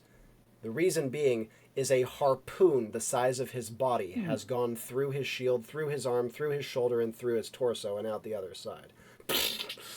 And then he is pulled away from your group. You hear one of your men roar, "Brother!" after him, but he doesn't pause his retreat after you. Okay. Yeah, we just have to keep moving. Keep moving! Keep going! They For the find tree line. shelter in the tree line, and as they're doing so, you see the sub-commander stride out through the tree line with your twitching soldier still embedded on the javelin connected to his arm cannon. He scans the area. But before we go further with this, Sloan and then back to Todd. Sloan, you have beat up damn hasty retreat and are back in the blessed safety of the tree line yourself. What do you want to do? Well, now in my mind, I am away. I'm the opposite from Ajax and the others. Yep. When I was coming down, did I see Todd anywhere? And not when you were coming down, but now that you're beating a retreat back to the trees, you do see him. He's pretty well disguised, but he's in full sight of the brawl from his vantage point, and your eyes seem to be keener than those of the Rachek. Does it look like Todd sees me? Oh, definitely. 100%. Is there a way that Todd could reach me without being seen by that? Reach you without being spotted. That would be tricky. If you're saying like slide down onto the ledge where you are, no. But if you mean like meet him in the tree line, yes. Yeah, and that's what I'm looking for. Yeah. Yeah. Do you want to like gesture So to him or something? Yeah, I will signal to him to meet me, to head in the direction that I'm going to go the same way so that we can link up somehow. Yeah, and tucking away in the tree line, out of the line of fire of the Rachek, Sloan would be witness to the sub-commander stepping onto like the ledge of the mangrove roots with the Viking embedded on his javelin arm. You can see several of his soldiers are coming up behind him. The frontliners with their bolters at the ready, the drudges with their chainsaws whirring. An intensely fearsome and well-coordinated strike force. Okay. If I finally meet up with Todd, I want to make sure that Todd and I can get out of the direct way of these things before they can find us. For sure. You guys are quite neatly out of sight at the moment, given how dense the tree line is. Before you speak with Todd, however, Todd, do you have any actions you'd like to take before sliding down to meet Sloan? Well, before all this kind of hit the fan, Please, yeah. And then while it was going on, I was thinking, here I am with these guys, it's full on, and I'm sitting there thinking about breaking out a book about insect poison to try to fix it. Like, all this is going on, I'm thinking like, all right, well, I'm gonna use knowledge power and try to figure out some way to get this poison out of me. But when I see him message, that's what I'm gonna do. But of course I'm gonna kind of hunker down when all this chaos starts happening. Then I see him message for me, come on this way. I'm gonna be like, well, I'll deal with this later. So as long as my hand's not like completely like crippling me, Falling off. I'll head in that way. It hurts and it's swelling, but it's still usable. Okay, well, I'll deal with that later then. Yeah, as you shimmy down the tree, Sloan would be able to see the, I'm guessing, not very masked look of pain on Todd's face. But Yeah. Besides that, immediate things that Sloan and Todd would like to say to each other or do. Stung by a scorpion, man. Oh, we don't have time right now. Hopefully it won't get much worse, but what do you got for me, Books? What we got going on here? I'm at a loss. I mean, I've got. I guess he doesn't know about the balloon things, does he? Like the blow up Yes. things. No, Sloan, I don't know doesn't about know about the blow up things. I'll show you. I'll be like, this is something that's alive, and there's a straw that's been put on, and you can breathe through it. It's got a weird smell, but I don't know exactly. I've got a bunch of them that we found. I'm not sure what to do with them. This is crazy. So I'll just kind of show up to him. Let me have one of those. Yeah, I'll give him one. Yep. Here, take a look. Okay, this is going to be crazy, Robbie, but I gotta try something. Yep. I'm going to. Is there a way that I can get down to the water here from within the tree line? I want to keep away from the fighter. Yep. But I want to get down to right next to the tree line. Like I say, right next to the water. Yep. You could effectively like kind of go down amidst the roots and kind of tuck yourself just above where the water level is, and then from there you could even kind of like weave between the roots to get back out to the clearing. Okay. Sloan's probably going to regret. He's going to regret doing this. You get this Sloan is going to strip down to the altogether. He's going to figure out how one of these breathing apparatuses works. Yeah, he can feel how it fits neatly around his neck, and then the straw goes into his mouth. So I'm going to take a few breaths from this thing, just making sure that it works. It's when I'm in my altogether here, I'm going into the water. And Todd would see Sloan quickly. I mean, 4+ is to scale. This man can strip like nothing else. He gets to swimming state very quickly, tucks this thing on, and you see him begin to slide down into the dark, still water. I'm gonna be Sloan like waiting to see what happens. And Sloan he's not going slow. He's heading down. He's swimming down to the best of his ability. And the waters underneath the roots are like a forest in and of themselves. It's so murky, but it's alive down here. Like up in the trees, there's creatures everywhere, some of them huge. As Sloan is drifting down, what a giant, maybe a catfish or something, twice his body length, just kind of drifts past the front of his vision. And as he swims a little further, he would feel like a mud crab slithering between, like just over his toes. The like ground level changes vastly. Like at one point, maybe there's only 6 feet below the surface, and then it plunges down to 30.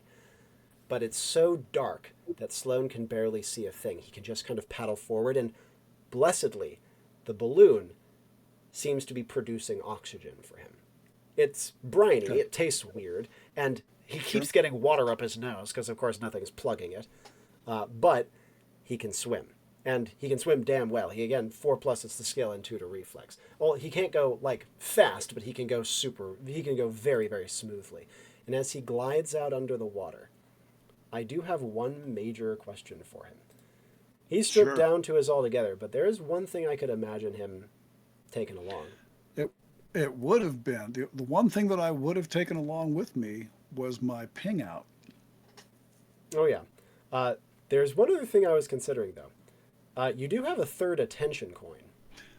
Yep, and I would have taken that with me as well. Yeah. And as Sloan goes under the water, there's a few things he would realize. First of all, almost immediately he feels a scratching in his throat and an itching in his eyes and an awful kind of churning, wriggling sensation in his belly. The parasites have not waited. And right. Imagine like getting sick in real time, and it just keeps getting worse. But as he continues to push out, he knows the direction he's going, and I'm guessing he's going straight towards the abandoned settlement. Yes. Yeah. And as he strikes out there, he can see something. Bioluminescence that guides the way. Bioluminescence that's blocked from above by the platforms. Okay, right. And the bioluminescence illuminates a flipped upside-down village on the bottoms of the floating platforms. Cool. I'm heading toward it. And as you push through the water, you can start to see human forms, all of them with that same funny neck cushion around them, all of them with straws in their mouths. They would kind of nip out towards you, and as quick and nimble as otters would quickly swim away. Their heavy, thick, dreadlocked hair drifting in the water behind them, almost like a horseshoe crab's tail. And then in front of you, you would see one of them kind of bloom out from the gloom. You see their flat face, you see their big, glowy eyes that almost have a bioluminescent quality to them. And they would tentatively, timidly, reach out and touch the coin. Once again, using Arcane, my plus of Arcane, I want to try and communicate to them, hold up the coin and communicate to them in their language, friend. They would gently, politely reach out to pluck the coin. And I can take it. And as you do so, they swim away nimbly again, but almost immediately they're replaced by another dark shape. And you can see that this dark shape, as it approaches you, is another of their kind, the Inglave, with another of the inflatable breathing apparatuses. And holding out their hands, they offer something to you. Initially, it looks like a small stump or a log. Not particularly interesting, but looking closer, it looks more maybe like a thermos or a canteen, but made of logs that have been kind of fitted together into a compact shape about the size of a can of soda. I will reach out and take it. And I'm hoping, Sloan is hoping against hope, that this is some sort of a medicine that is going to allow him to survive this little encounter. And they flit away again, like fish. Okay. Okay, so I'll take this, and then I'm heading straight up. I'm assuming that I'm starting to run out of oxygen in this thing. It's not that you're running out of oxygen. It's more like the oxygen is getting harder to breathe because, again, water keeps trying to get in through your nose. So you're getting waterlogged, so to speak. Okay, then, yeah, I'm heading straight up, carrying this thermos along with me. As you are rising up, however, jumping back over to Todd, Sloan is, for all Todd knows, dead. Like, he's gone. He's under the water. You can't see him. You don't know what the hell is going on with him. What would Todd like to try to do from here as the sounds of combat is ringing out from across the clearing?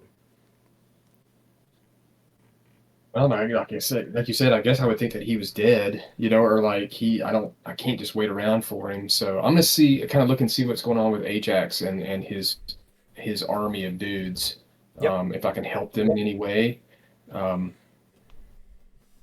But did I see like bubbles or maybe out of the water, like with Sloan? That's an excellent question. Again, since the breathing thing seems to feed off of carbon dioxide, Sloan was breathing back into it, like. Okay. And so no bubbles would rise to the surface. Again, yet another way seems that the Inglave try to keep themselves secret. It's a great idea, though. I think he's dead. Yeah, he's dead. No bubbles. I'm dead. That didn't go well. And looking over towards Ajax, Ajax and his troop have hit the deck in the trees once again. You can see that the Rechek force is striding out, looking out over the quiet, tranquil clearing. What would Ajax like to order his soldiers to do from here?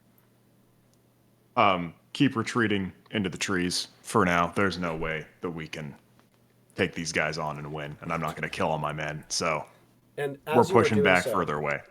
One of them says, "What is our errand here, Shield Brother?" Brethren, you have done what you must do. Return to the land from where you came, and I will see you there. But brother, there is much more combat to be faced. These creatures are strong, yes, but they must not be invulnerable. Combat is not the answer for our battles here, my friends. We must rely on our wit. And I don't want to put any more of you in danger than need be. Please, return and I will see you shortly. And though reluctant, they will not disobey your orders. And the banner invokes them away. But as you do so, you hear an order ringing out. This would be one that Todd would hear as well. Todd would see Ajax and his men retreat to the trees. Then they'd obviously once again go out of sight. But you'd see the sub-commander looking out. Abandoned. And then after another moment, but perhaps under the surface. And then after another moment, depth charge now. Oh shit! What? Oh no! Go destroy Sloan's body. We've still got to get his body out of there. You see one of the drudges would fall back and would go out of Todd and Ajax's sight, like through the break in the trees, out towards where they were building their road leading up towards this place. But they haven't done the depth chargers yet, right? No, it seems that one has been sent to acquire it. Maybe we should stop them from doing that or get their attention so they don't. It's obvious that their weaponry like adjusts or changes for whatever they're facing. Is that? Am I wrong on that, or in that impression? You have seen them like shifting things around, but it doesn't like they're not so bulky that they have like 20 different weapons. They seem to be able to adjust to some degree, but as evidenced by the Submariner, they did have to like retreat back and get like a specialized piece of equipment out and like hook it up to themselves. We need like high explosives for these things, like big explosives, bazookas and stuff like that, I think. Well, on the topic of bazookas, Todd was considering fuel earlier and still has yet to see a proper like example of their fuel. Yeah. And we haven't taken out any of these things, have we? Yep, one was taken down. Ajax and his team shoved one into the water after Sloan popped its air tube. I don't know what happened to it. And is there a way that I can maybe, because there was that chest thing, that ice box thing, that I guess that's the fuel. Do you want to circle around and try to take a look at it? Yeah, I do. Yeah, now that he's been in the trees for a little while, Todd is a bit more confident. Is he moving as fast as he can, or is he trying to move carefully here? I got stung by that scorpion, so. But time's kind of the essence here, so I'm gonna kind of go at a fast rate, I guess. And as Todd pushes through the trees, he would come into sight of the dispenser, which is behind the troop of Rechek. It's no longer being personally guarded. And he can also see the drudge that has fallen back at the command of depth charge is currently in the process of opening up the chest, using that like punch-in system. Is there any wires or tubes or something I could pull, break, or anything like that might be able to shut this thing down? It seems very robust. Again, like a walker mech that is heavily plated. But that said, you aren't up in a tree right now. You're kind of down at more ground level, and so as such, when it opens up its hatch so that he can access things from it, you cannot see directly inside of it, and maybe inside would hold more. Though, of course, getting that close would either require climbing up through trees, which takes a long time, or barging out in front of one of the Rechek, which is obviously very, very scary. Yeah, I don't want to really do that. I don't know my glasses. I'm trying to see about some of my stuff I have. Totally. Take a look at the ability catalog as well, by the way. Yeah, I saw that, and I thought I should have used that pretty much right off the bat in this scenario.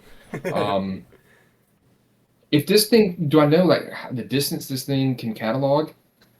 Catalog. Like when I reach.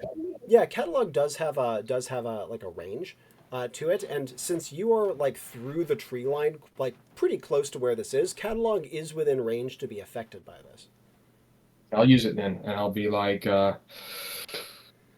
we got to figure this place out, and I'm just gonna activate it then with like like it says a showy gesture. So I'm gonna kind of do a flourish with my hands and hopefully figure out all the information I can gather around here. Now, the other fun thing about catalog is not only does it tell you things, it sorts them. It like telekinetically moves things and sorts them out. Yeah. And you have some say over how this happens. So what are you trying to sort? He's trying to get stuff out of this big walker thing, right? Yeah. Like this. I don't know if I should do him or it. Catalog And what is definitely around likes us other than stuff more than people. okay? And what is kind of around us, around it, like these two things here, and Well, me? there's their impromptu road that they've constructed for it to walk upon.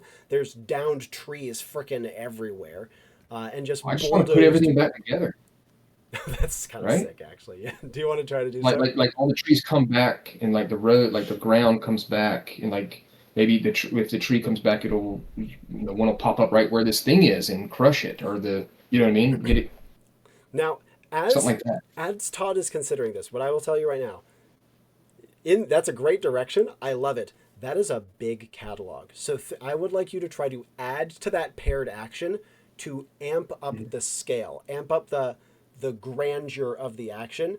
And it doesn't have to just stick to the listed paired action. You can extrapolate upon it. You can add new bits to it. You can tie in things that are very thematically Todd.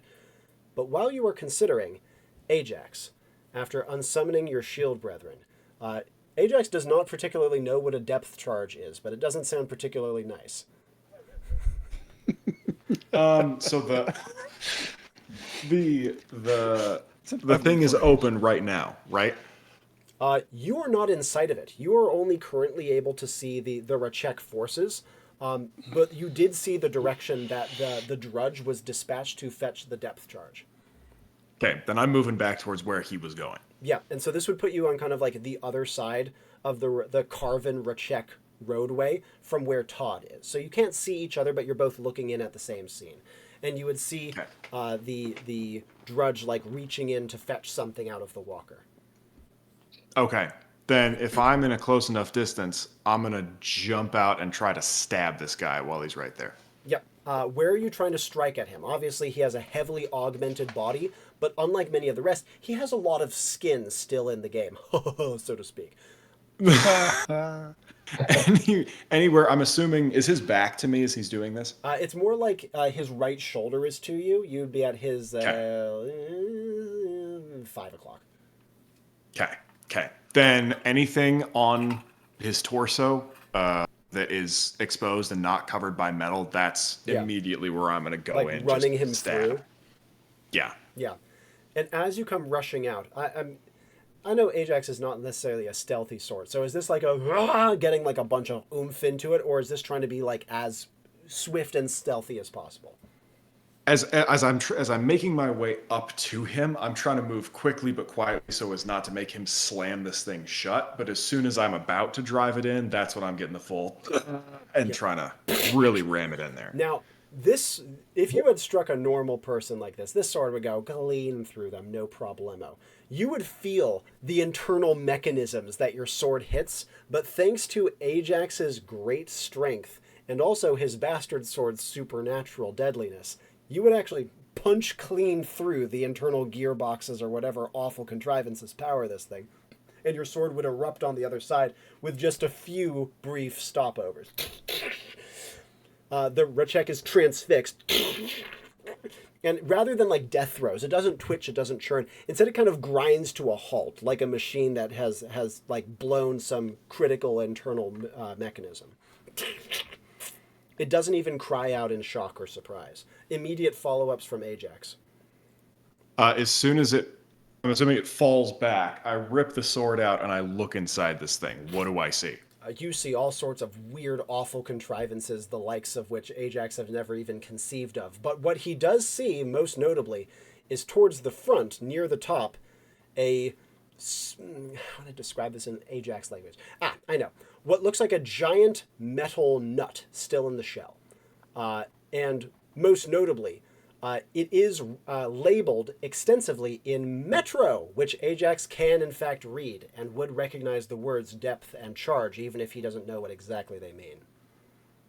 I'm grabbing that thing and I am taking off back into the trees as quick as I can. And once again, you would hear, hostile detected, open fire, and you would hear, ordnance claimed, danger. As you do so, the sounds of bolters rip through the trees, and though Ajax is pretty heavily obscured, these frickin' rail spikes can plunge through multiple trees before they stop.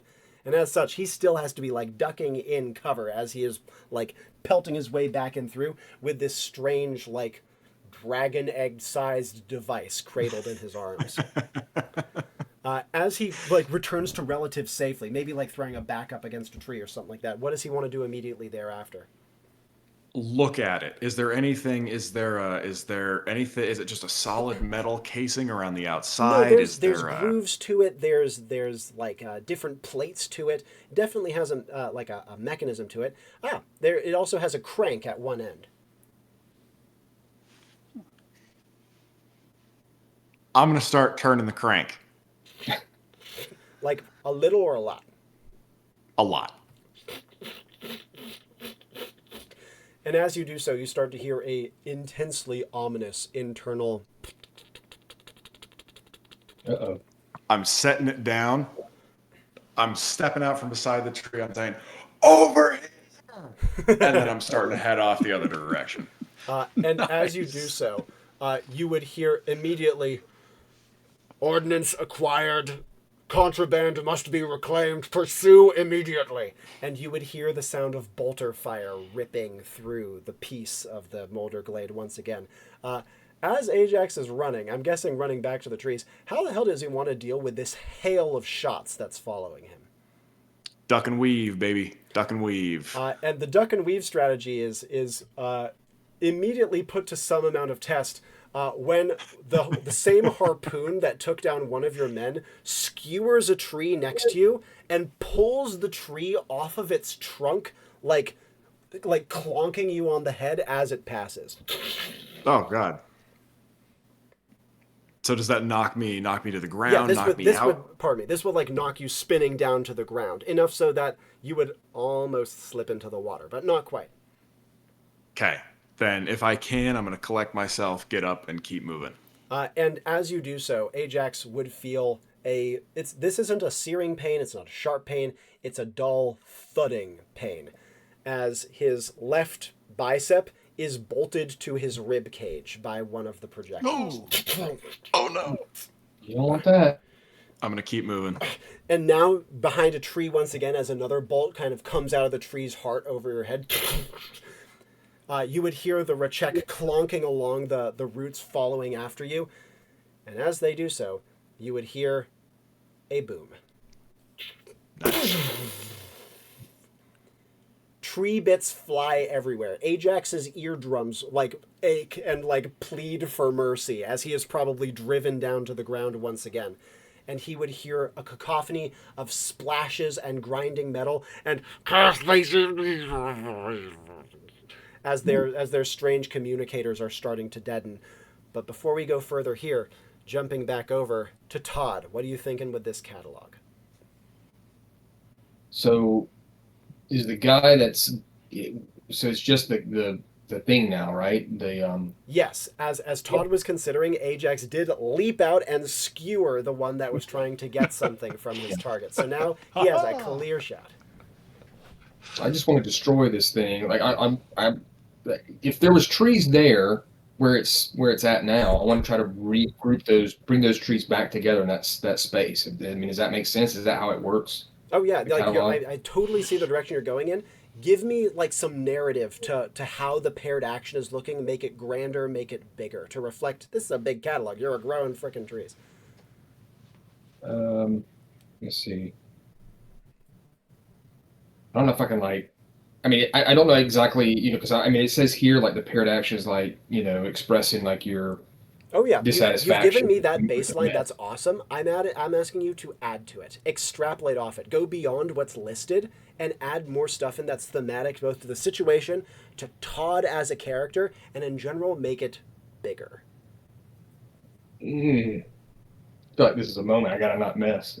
Do you want another moment? I can give you another moment to think because we got to check in with Sloan. Yeah. Go to Sloan or something. Yeah. Sloan's drowning here, so yeah, let's just go. And as Sloan breaks the surface, just before he breaks it, he would hear the awful of the explosive going up above. And he would be greeted, just as he's breaking the surface, with the massive splashes of Rachek bodies hitting the water and sinking like stones down below. Doing my absolute best to make sure I don't get hit by any large chunks of metal while I'm floating here in the water. I'm going to try and make my way back over to where I entered so I can get back to my gear. Yeah, absolutely. And swimming your way back, you have to guess a lot. You're kind of navigating the routes. But if I recall correctly, Sloan has a plus to luck. He does.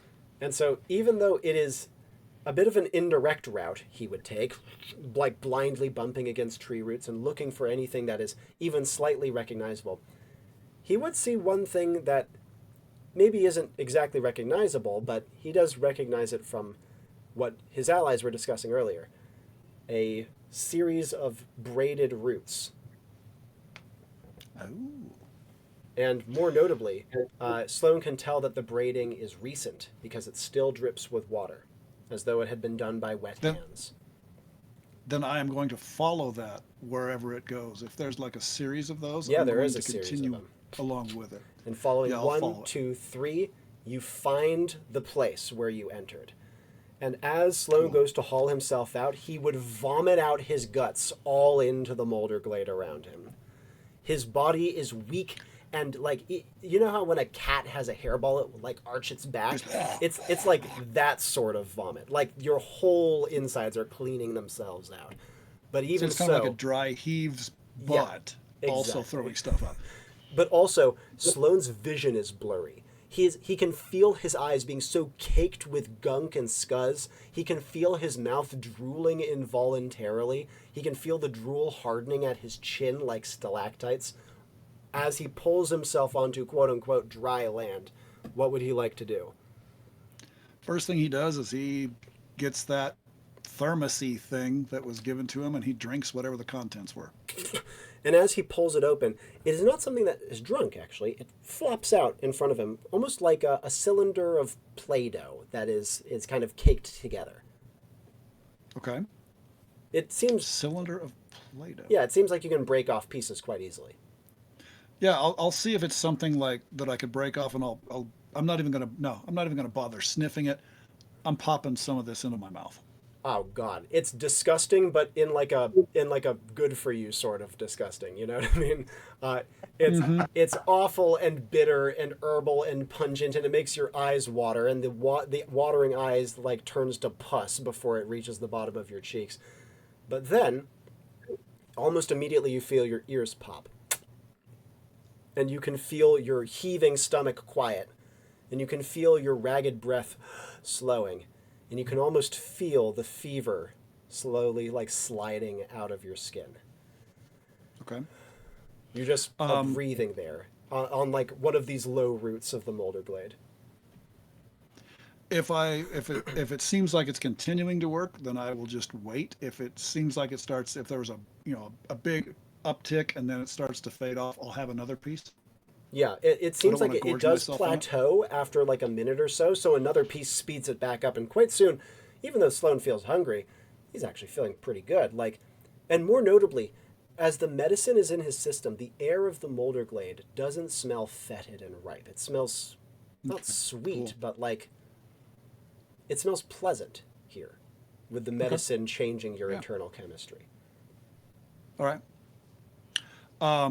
As I am eating this, I'm also standing up when I'm able, and I'm trying to wipe all the water off of me as best I can, maybe even grabbing a piece of grass or a bunch of grass or something to try and get as much of this water off of me as I can, because I'm sure that it's still caustic to whatever I might be carrying, so I want to get the water off of me before I get dressed. Yeah, a tarantula the size of your face scuttles out from the grass tuft as you pick it up, but besides that, you have no other problems.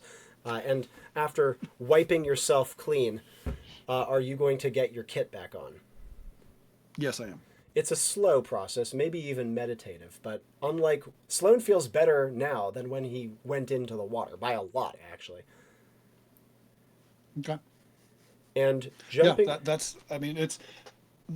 the meditative process, that's exactly what I'm doing. And if I need to eat any more of this stuff, I will. But if I feel like I'm better than I was when I started, I'm going to stop, because we may need some of it before this is all over. Yeah, 2 seems to have done it. However, now briefly jumping over to Todd. Do you have an idea, or do you need a little more time? No, I've got an idea. It's a little bit out there, but I'm going to go with it and see what Let's you hear it. think. So out of my backpack, I'm going to pull out a Rubik's Cube, something that Todd's very good at doing, very quick. Sick. He uses his reflex, his sensory, and his intelligence, of course, with the pluses I have. And with every twist of the Rubik's Cube, I'd like for it'd be cool if like a tree came out in that same direction as I was twisting the Rubik's Cube That's to awesome. destroy this machine. I And love I'm going to be singing. I'll be singing Devo's Gates of Steel. I'll be going, twist away the gates of, like, just trying to like get into the vibe as I twist each one. And then at the very end, when I've got it, it'll just like, it'll be kind of like in all the trees will have like locked into a position to completely destroy it, if that makes any sense, like in his own little way, you know? Brandon, you smoked it. That's an awesome paired action for a That's big cool. move like That's this. really That's cool. sick. I love that. There, and I'm not good at doing it, but Now, as you do so, and the trees start kind of, it's almost like the big pieces of trunk which shuffle back into place and kind of re-stitch together, Frankensteinian almost, but then becoming more natural and grown over with lichen. But more notably, all of the pieces of track that they had built from the trees of the Moulderglade, begin to disassemble themselves. Nice. And several of the stumps sprout new life, and the walker overbalances without a firm platform below it, tips, and as it starts to go down into the water below, it is buffeted and then briefly transfixed by a growing tree that pierces it slightly, rips off a leg, and it drops down into the water with a great splash, like a train car going off a bridge. fantastic. As That's Todd cool. looks up, he would see the bioluminescence is all about him now, alive and vivid. And part of him thinks he might be dreaming, but it's almost like his own Rubik's Cube is changing color at the same time. Oh, that's cool. Yeah, I dig that. I like that. And as he looks about, Ajax, jumping over to you, your arm bolted to your side, ducking behind the trees again, your breath coming in ragged gasps. What would you like to do? I hear the explosion. I know things are happening. I've got to take a look around the tree that I'm closest to and see kind of what the status is, where everybody is, how much damage that did, what's going on. You see the last of their hands dragged under the water. And you also Perfect. see, very substantially, that the only thing left of them is the great harpoon from the sub-commander, embedded in a tree near to you. The line is taut, and it seems like the sub-commander is trying to pull himself up out of the water with it. Hack that line. And with a great slam of your blade, you manage to cleave the iron, like the coiled steel cable clean apart. Ajax is exhausted right now, and the bastard sword becomes sharper, lighter, and deadlier as you become more tired. And as the line snaps away, whipping through the air, there is silence, and bioluminescence blooms around you in the Moulderglade once more. Cool. Then I'm immediately yelling, Todd! Sloan! Where are you, brethren? And Todd would hear him, though admittedly it sounds almost like it sounds almost like the voice calling out to you is synced up with the chorus of the song that you were humming to yourself. Awesome. Yeah, cool. I'll be like, I'm over here, buddy. And Ajax will Slowly hear start to that. make my way. Yep. And as the two of you reconvene, you see Todd with this strange gem in his hand. You would see the trees returning to the area where previously there had been track. The mech is nowhere to be seen. And as the two of you face each other, you feel your Enclave badges ping, which, as you know, can only mean one thing, is that crazy bastard did the last part of the mission. Your magic's so remarkable, Todd. Yeah, I got a knack for some stuff. I'm pretty useful. That But I is think we're out of evident. here, right? Indeed, my brother. Let us go. We'll tap out, right? And as the two of them ping off the mission, Sloan, you have just got your kit back on. The medicine is coursing through your system. The great swamp feels inviting, and you see bioluminescence blooming around you once again. There's no more noise, besides the very distant call of Ajax's voice. And after another moment, you would also feel your Enclave badge ping. Final actions from Sloan. I'm going to go back over to the water, Yep.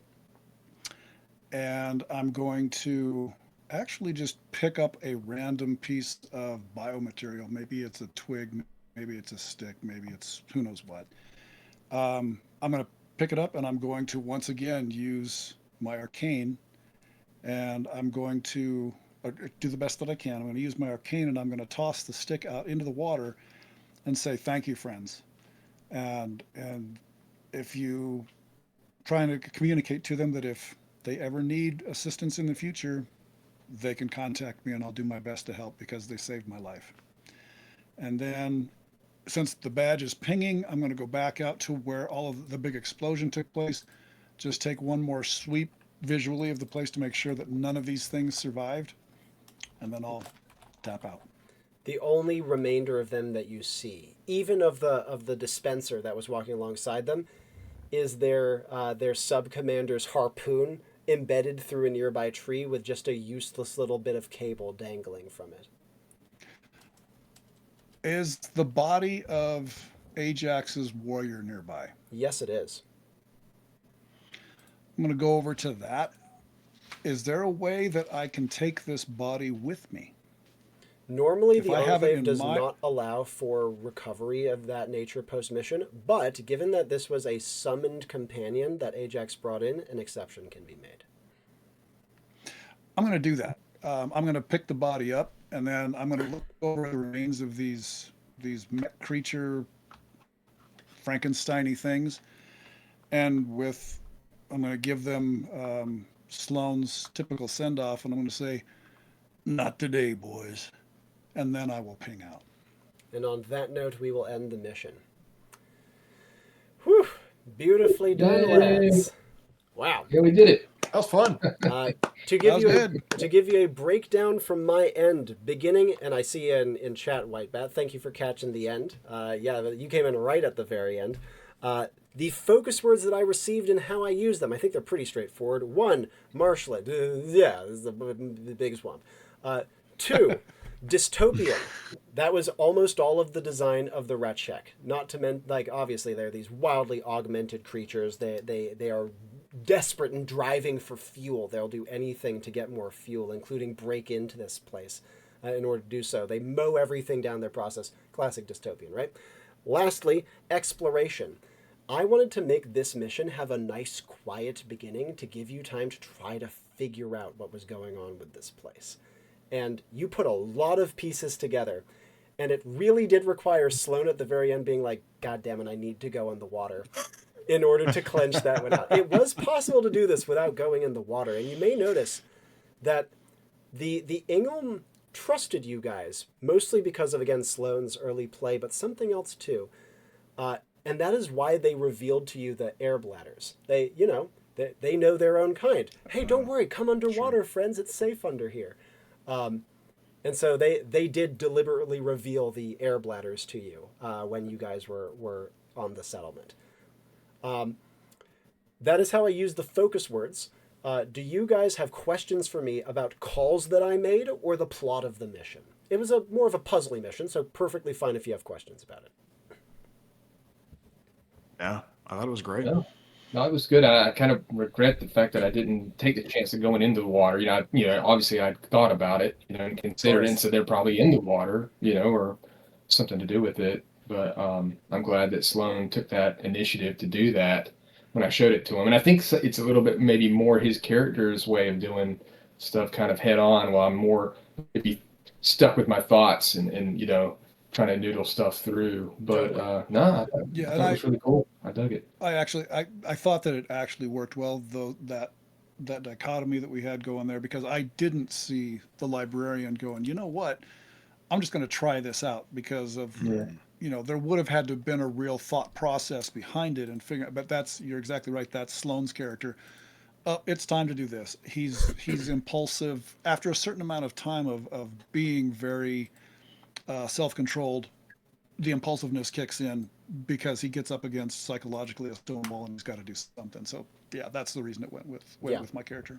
And I will say there was another huge play to it. If you guys had gone into the water without making friendly contact with them, they would have just like ran. They're very good at hiding.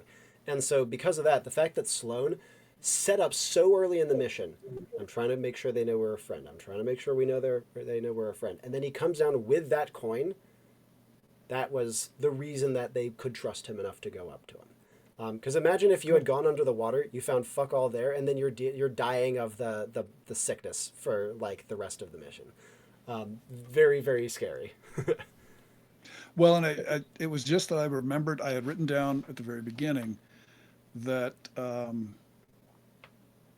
the two things that they worked in were medicines and super fuel. And I figured that if I had somehow managed to make friends with them, even though I was, throwing all caution to the wind, hopefully they had a medicine that they could say, here, buddy, and get me out of it. So it was an all or nothing thing, but I thought I had to do it. Good calculated risk. Do you guys have other questions or thoughts about the mission or calls that were made? No, not at all. Not really, no. Nice. No, I thought it was a lot of fun. I have... oh, yeah, pardon, Brandon? No, I thought it was cool. I like the. I mean, it's just. I know you've got a great imagination. It's just several times playing this, I was like, my goodness, this is quite interesting. Like to be able to granular level, you know what I mean? Like to get down to like the kind of like resin like stuff that had dried up and all those little bits. There's a lot of little connective tissue here that kind of brings it to life that I think is impressive. So I really enjoyed that aspect of it. Totally. It really fleshes it out. Yeah, one of the fun things that I find with Enclave is I love world building, and Enclave lets me do a different world every single day. And so being able to flesh out those little details and have clues in all of them, because there were things that you could have teased out of every single detail there to maybe get something more, maybe get another angle, is fun. And also it lets me be kind of wickedly tempting with things. Ooh, there's a clue here. Ooh, there's a clue here. Oh, yeah. And that's very fun as a storyteller because it means that players are forced to make a lot of meaningful decisions about what directions they're engaged. Yeah. Some other notes that I will make is that I am used to Ajax and Sloan bashing through all sorts of dangerous enemies. So I was like, I need an enemy that they are going to have to really think about how they engage with because I'm giving them a ton of time to set up. They're able to like go through the trees. They have all of these tactical advantages. But if they tried to like head on against the Rechek, they are boned. Like they can do nothing against these guys. That kind of struck me early on. I picked up on that. Yeah. Yeah. It hurt, but I understand. Yeah, and I will say, you guys had a couple of nice aces up your sleeve from. Sloan getting rid of the spotlights, amazing play. Really, really smart. There were maybe some other of their devices you could have picked off in a similar way. Ajax had his shield wall, and his shield wall could take their heaviest firepower. Maybe not all at once, but they could take it. And that's a huge potential edge you have. And lastly, I'd say the biggest benefit that you guys had, as Ajax quickly learned, is they sink. And so once they go in the water, they stay in the water. Beautifully done. I hope that it was an engaging and threatening set of enemies. The fact that very much so. You ran out and was like, okay, I got the thing. Crank, doing it. Then I saw you being like, oh, over here. I was like, oh, that's a great play. I see what he's going. Yeah, that was really good. That was really good. I'm just glad it worked. Yeah. It was an awesome play. I genuinely had no idea what you were going for up until you said, hey, over here. And then I was like, oh, that's what he's doing. That's so smart. Thank you. Thank you. That was the same with me. I thought, no, don't crank that thing up because you're going to make it explode. You've got, and then you said, hey, over here. And I thought, oh, he's way ahead of me on this. Yeah. No, that was perfect. That was brilliant. That was really cool. I thought that thank you. Your Bannerman maneuvers were smart, getting the hell out of the way. I think that there could have been a way that you could have used your Bannermen to pick them off one by one, because all 5 or 6 of you versus one of them, you're going to win most of the time. Maybe not versus the sub commander, but at the same time, you being like, you guys get out of the way, ended up being so consequential because a big group of them coming in to get the depth charge. Yeah, that's not going to frickin' work. There's too many cooks in the kitchen there. So I think you made great plays, great use of your bastard sword. And also, Ajax is just a pleasant guy. And so having him be like a social glue for the team was really great. Because like we've got to see him with Sloan so many times, but now getting to see him with Todd as well, a completely different character, was such a fun dynamic. Along those same lines, Todd, I gotta say, nicely frickin' done, Brandon. The librarian can be a daunting class. You took to it great. You made great use of your stats, great use of the scanner. That early knowledge is power is such a classic librarian play. And then the catalog at the end, the Rubik's Cube paired action was literally That was so cool. Yeah, nicely done. That was Awesome. cool. That was really cool. That's I like appreciate that. that mechanic in Enclave is called energy work. You know, letting you change an ability or a listed magical effect by changing up and adding to the paired action. And Yeah. you did it in a really lovely and thematic way. I don't know if you picked this out, Jim, but he was in like low yellow essence by the end of that, so he was starting to hallucinate. But Yep. Well, I had to kind of remember when I looked at the abilities that I do. I'm not used to having like a smart character that also has like some power. You know what I mean? Like some sort of magical power or Yeah. something like that. I kind of separated that. That I was just like a thinking dude. And then even in my stats, you know, obviously sensory is going to be a clutch one to get because you want to see stuff. And then I was like, well, I'll make him a little bit. You know, I want to get something physical. And I thought about maybe making the kind of a big beefier dude or resilience or something. But I was like, well, no, maybe he stays in shape and he's kind of limber and stuff. And my character is kind of an homage to Val Kilmer's character in Real Genius, Chris Knight. oh, that's And so clever. I didn't. that's pretty much the character that I thought of. But I took the visuals of Todd Parker is actually, this is the spoiling it here. Todd Parker is actually Thomas Jane's character from Boogie Nights with the big mustache and the big hair. And he gets a shotgun blast to the gut as he opens up the door.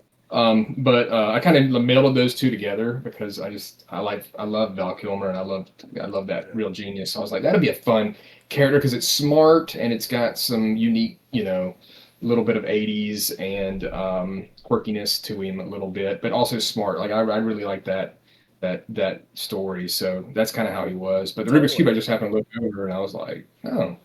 And I mentioned Devo and I was like, well, Gates of Steel is my favorite song by them. So I was like, and they're made out of steel. Yeah, exactly. Right? The theming was great. Twist away with the Rubik's Cube, and I was like, that'll be cool. We'll see if that'll work. Like that's classic good Enclave play right there, by the way. Like weaving in those thematic links. That's part of the thing I thought was so fun about Todd, is that he was not only cool and charismatic and very believably so, and had a really interesting voice and like social dynamic with the other guys. Pleasant guy to be around too. But the way that you leaned into that kind of flavor of modern theming made it so that when you broke out the Rubik's Cube, it was literally the perfect play. Like that is exactly like thematically what he would do to do this. I loved it. Feel good then. Feel good. I like it. I also really liked when you were climbing down out of the tree and just before we met back up and you were busy trying to figure out a way to deal with the scorpion sting. Yep. Yeah. Most people would not end up doing that. They would just be continuing with the combat. I love the fact that you took the time to realize your character's situation and the way his mind would be working. Oh crap, I got to deal with this scorpion sting. Oh yeah. They've got this stuff covered. I love that because it made it seem that much more realistic for what I think of a librarian would end up doing in that situation. Completely agree. And something else to that end is if that Rubik's Cube play, if you had been under time pressure for it, that scorpion sting would have been very relevant because you would have had less manual dexterity to do a Rubik's Cube with.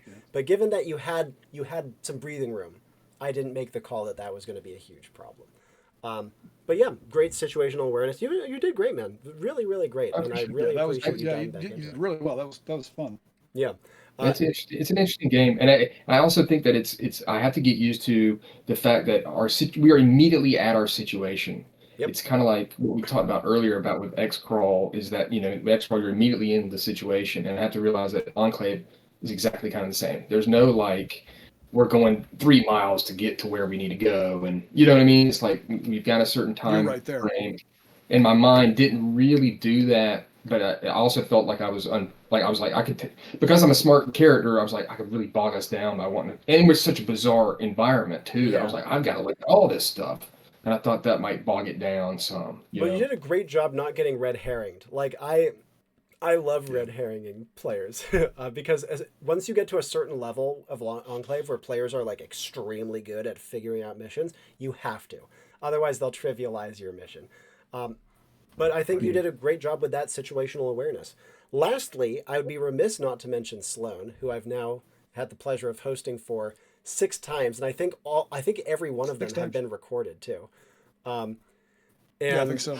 Sloan is just a marvelous character. He's incredibly tactical. He has good leadership. He goes off and does his own thing.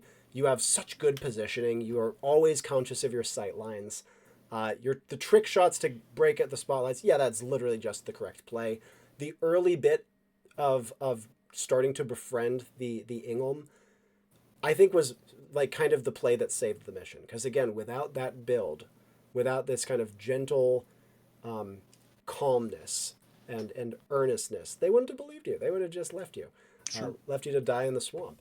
But on top of that, on top of literally all of that, it was really fun seeing Sloan navigating such severe threats. And even things like the standoff leading into blasting out the air gasket, leading into getting the heck out of there. That's really smart. Like, that's exactly what you need to do. You did such great skirmishing. You coordinated your team. You had fantastic positioning, as you always do. I think that's one of your biggest strengths as a player is positioning. And as Detour is in chat, he plays a gunslinger. He's extremely good at it. And something that he's talked about a couple of times, and I easily backing him up on it, is how important positioning is to being a good gunslinger. Yeah, So absolutely. you do that great. And Well, I thank think you. on top of all this, I could see you kind of like drinking in the environment. So not literally, that would be gross, but like, drinking in the environment as you were playing. And it was very, very gratifying, frankly. I was really happy with how the setting came together, and I thought you did it was very satisfying seeing you interface with it so thoroughly. Well, and to me, that was a lot of fun with this one, and I don't know. It was kind of odd because it was as soon as you started to describe to us where we were, I got a vivid mental image as to where we ended up, and the fact that I knew perfectly well that Sloan was not going to be able to take these guys on one-on-one.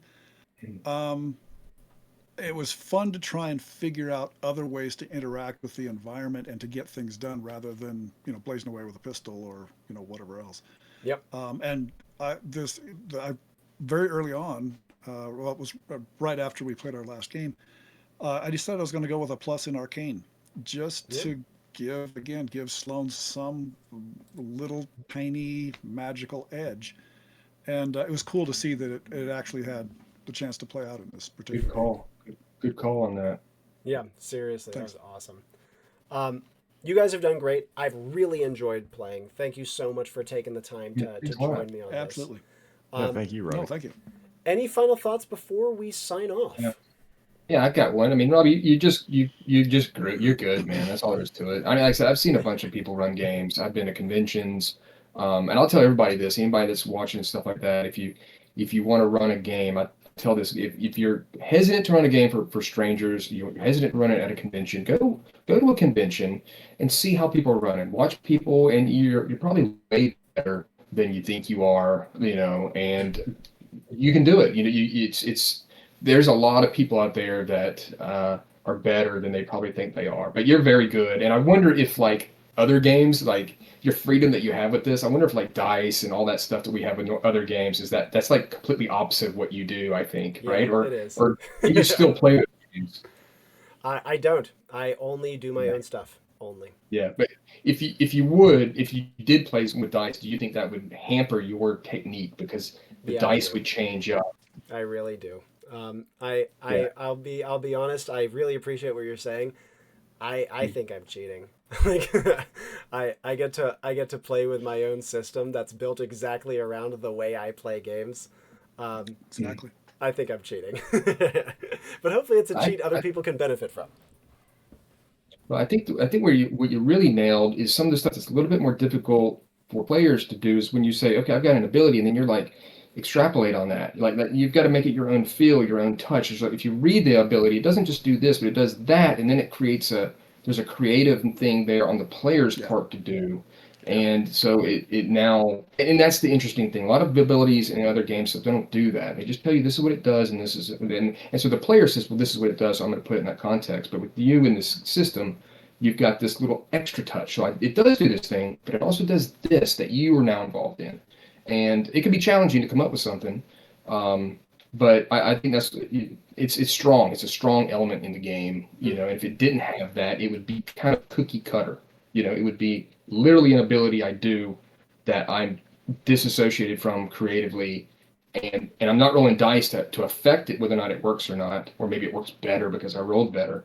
So that's when playing this the second time, I'm like, that's that little sentence there that you added to that ability makes it Enclave, I think. So I really appreciate that Well, assessment. It's very kind of you to say, and I'd largely agree with your assessment. Pardon, Jim, what were you saying? No, I was just going to say that I think, and we've talked about this before, Robbie. I think that a big part of the game is that I like the fact that you don't have huge numbers of abilities that you need to shuffle through to find, oh, I can use this ability in this situation.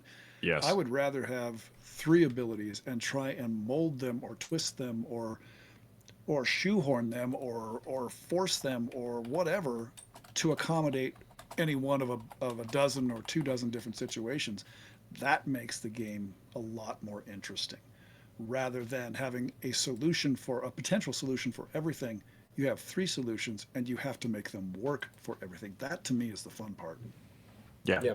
I mean, limitation breeds creativity, and that's exactly what this game captures. Exactly. It forces you to think through things in a way that you probably wouldn't if you had more that you could do. So, Right. again, Exactly. kudos to you. This is a lot of fun. Extremely kind of you guys. That's very, very generous of you all to say. And I will also add that one of the things that to me makes Enclave special is how much skill expression it offers to the players. And that's something that you guys have done in spades today, as you very often do when I have hosted for you in the past. So thanks again for taking the time. I say we move to our sign-offs. So Alex, Sounds good. Jim, Brandon, any concluding words? You can, again, feel free to plug your stuff if you'd like, and then we'll wrap it up.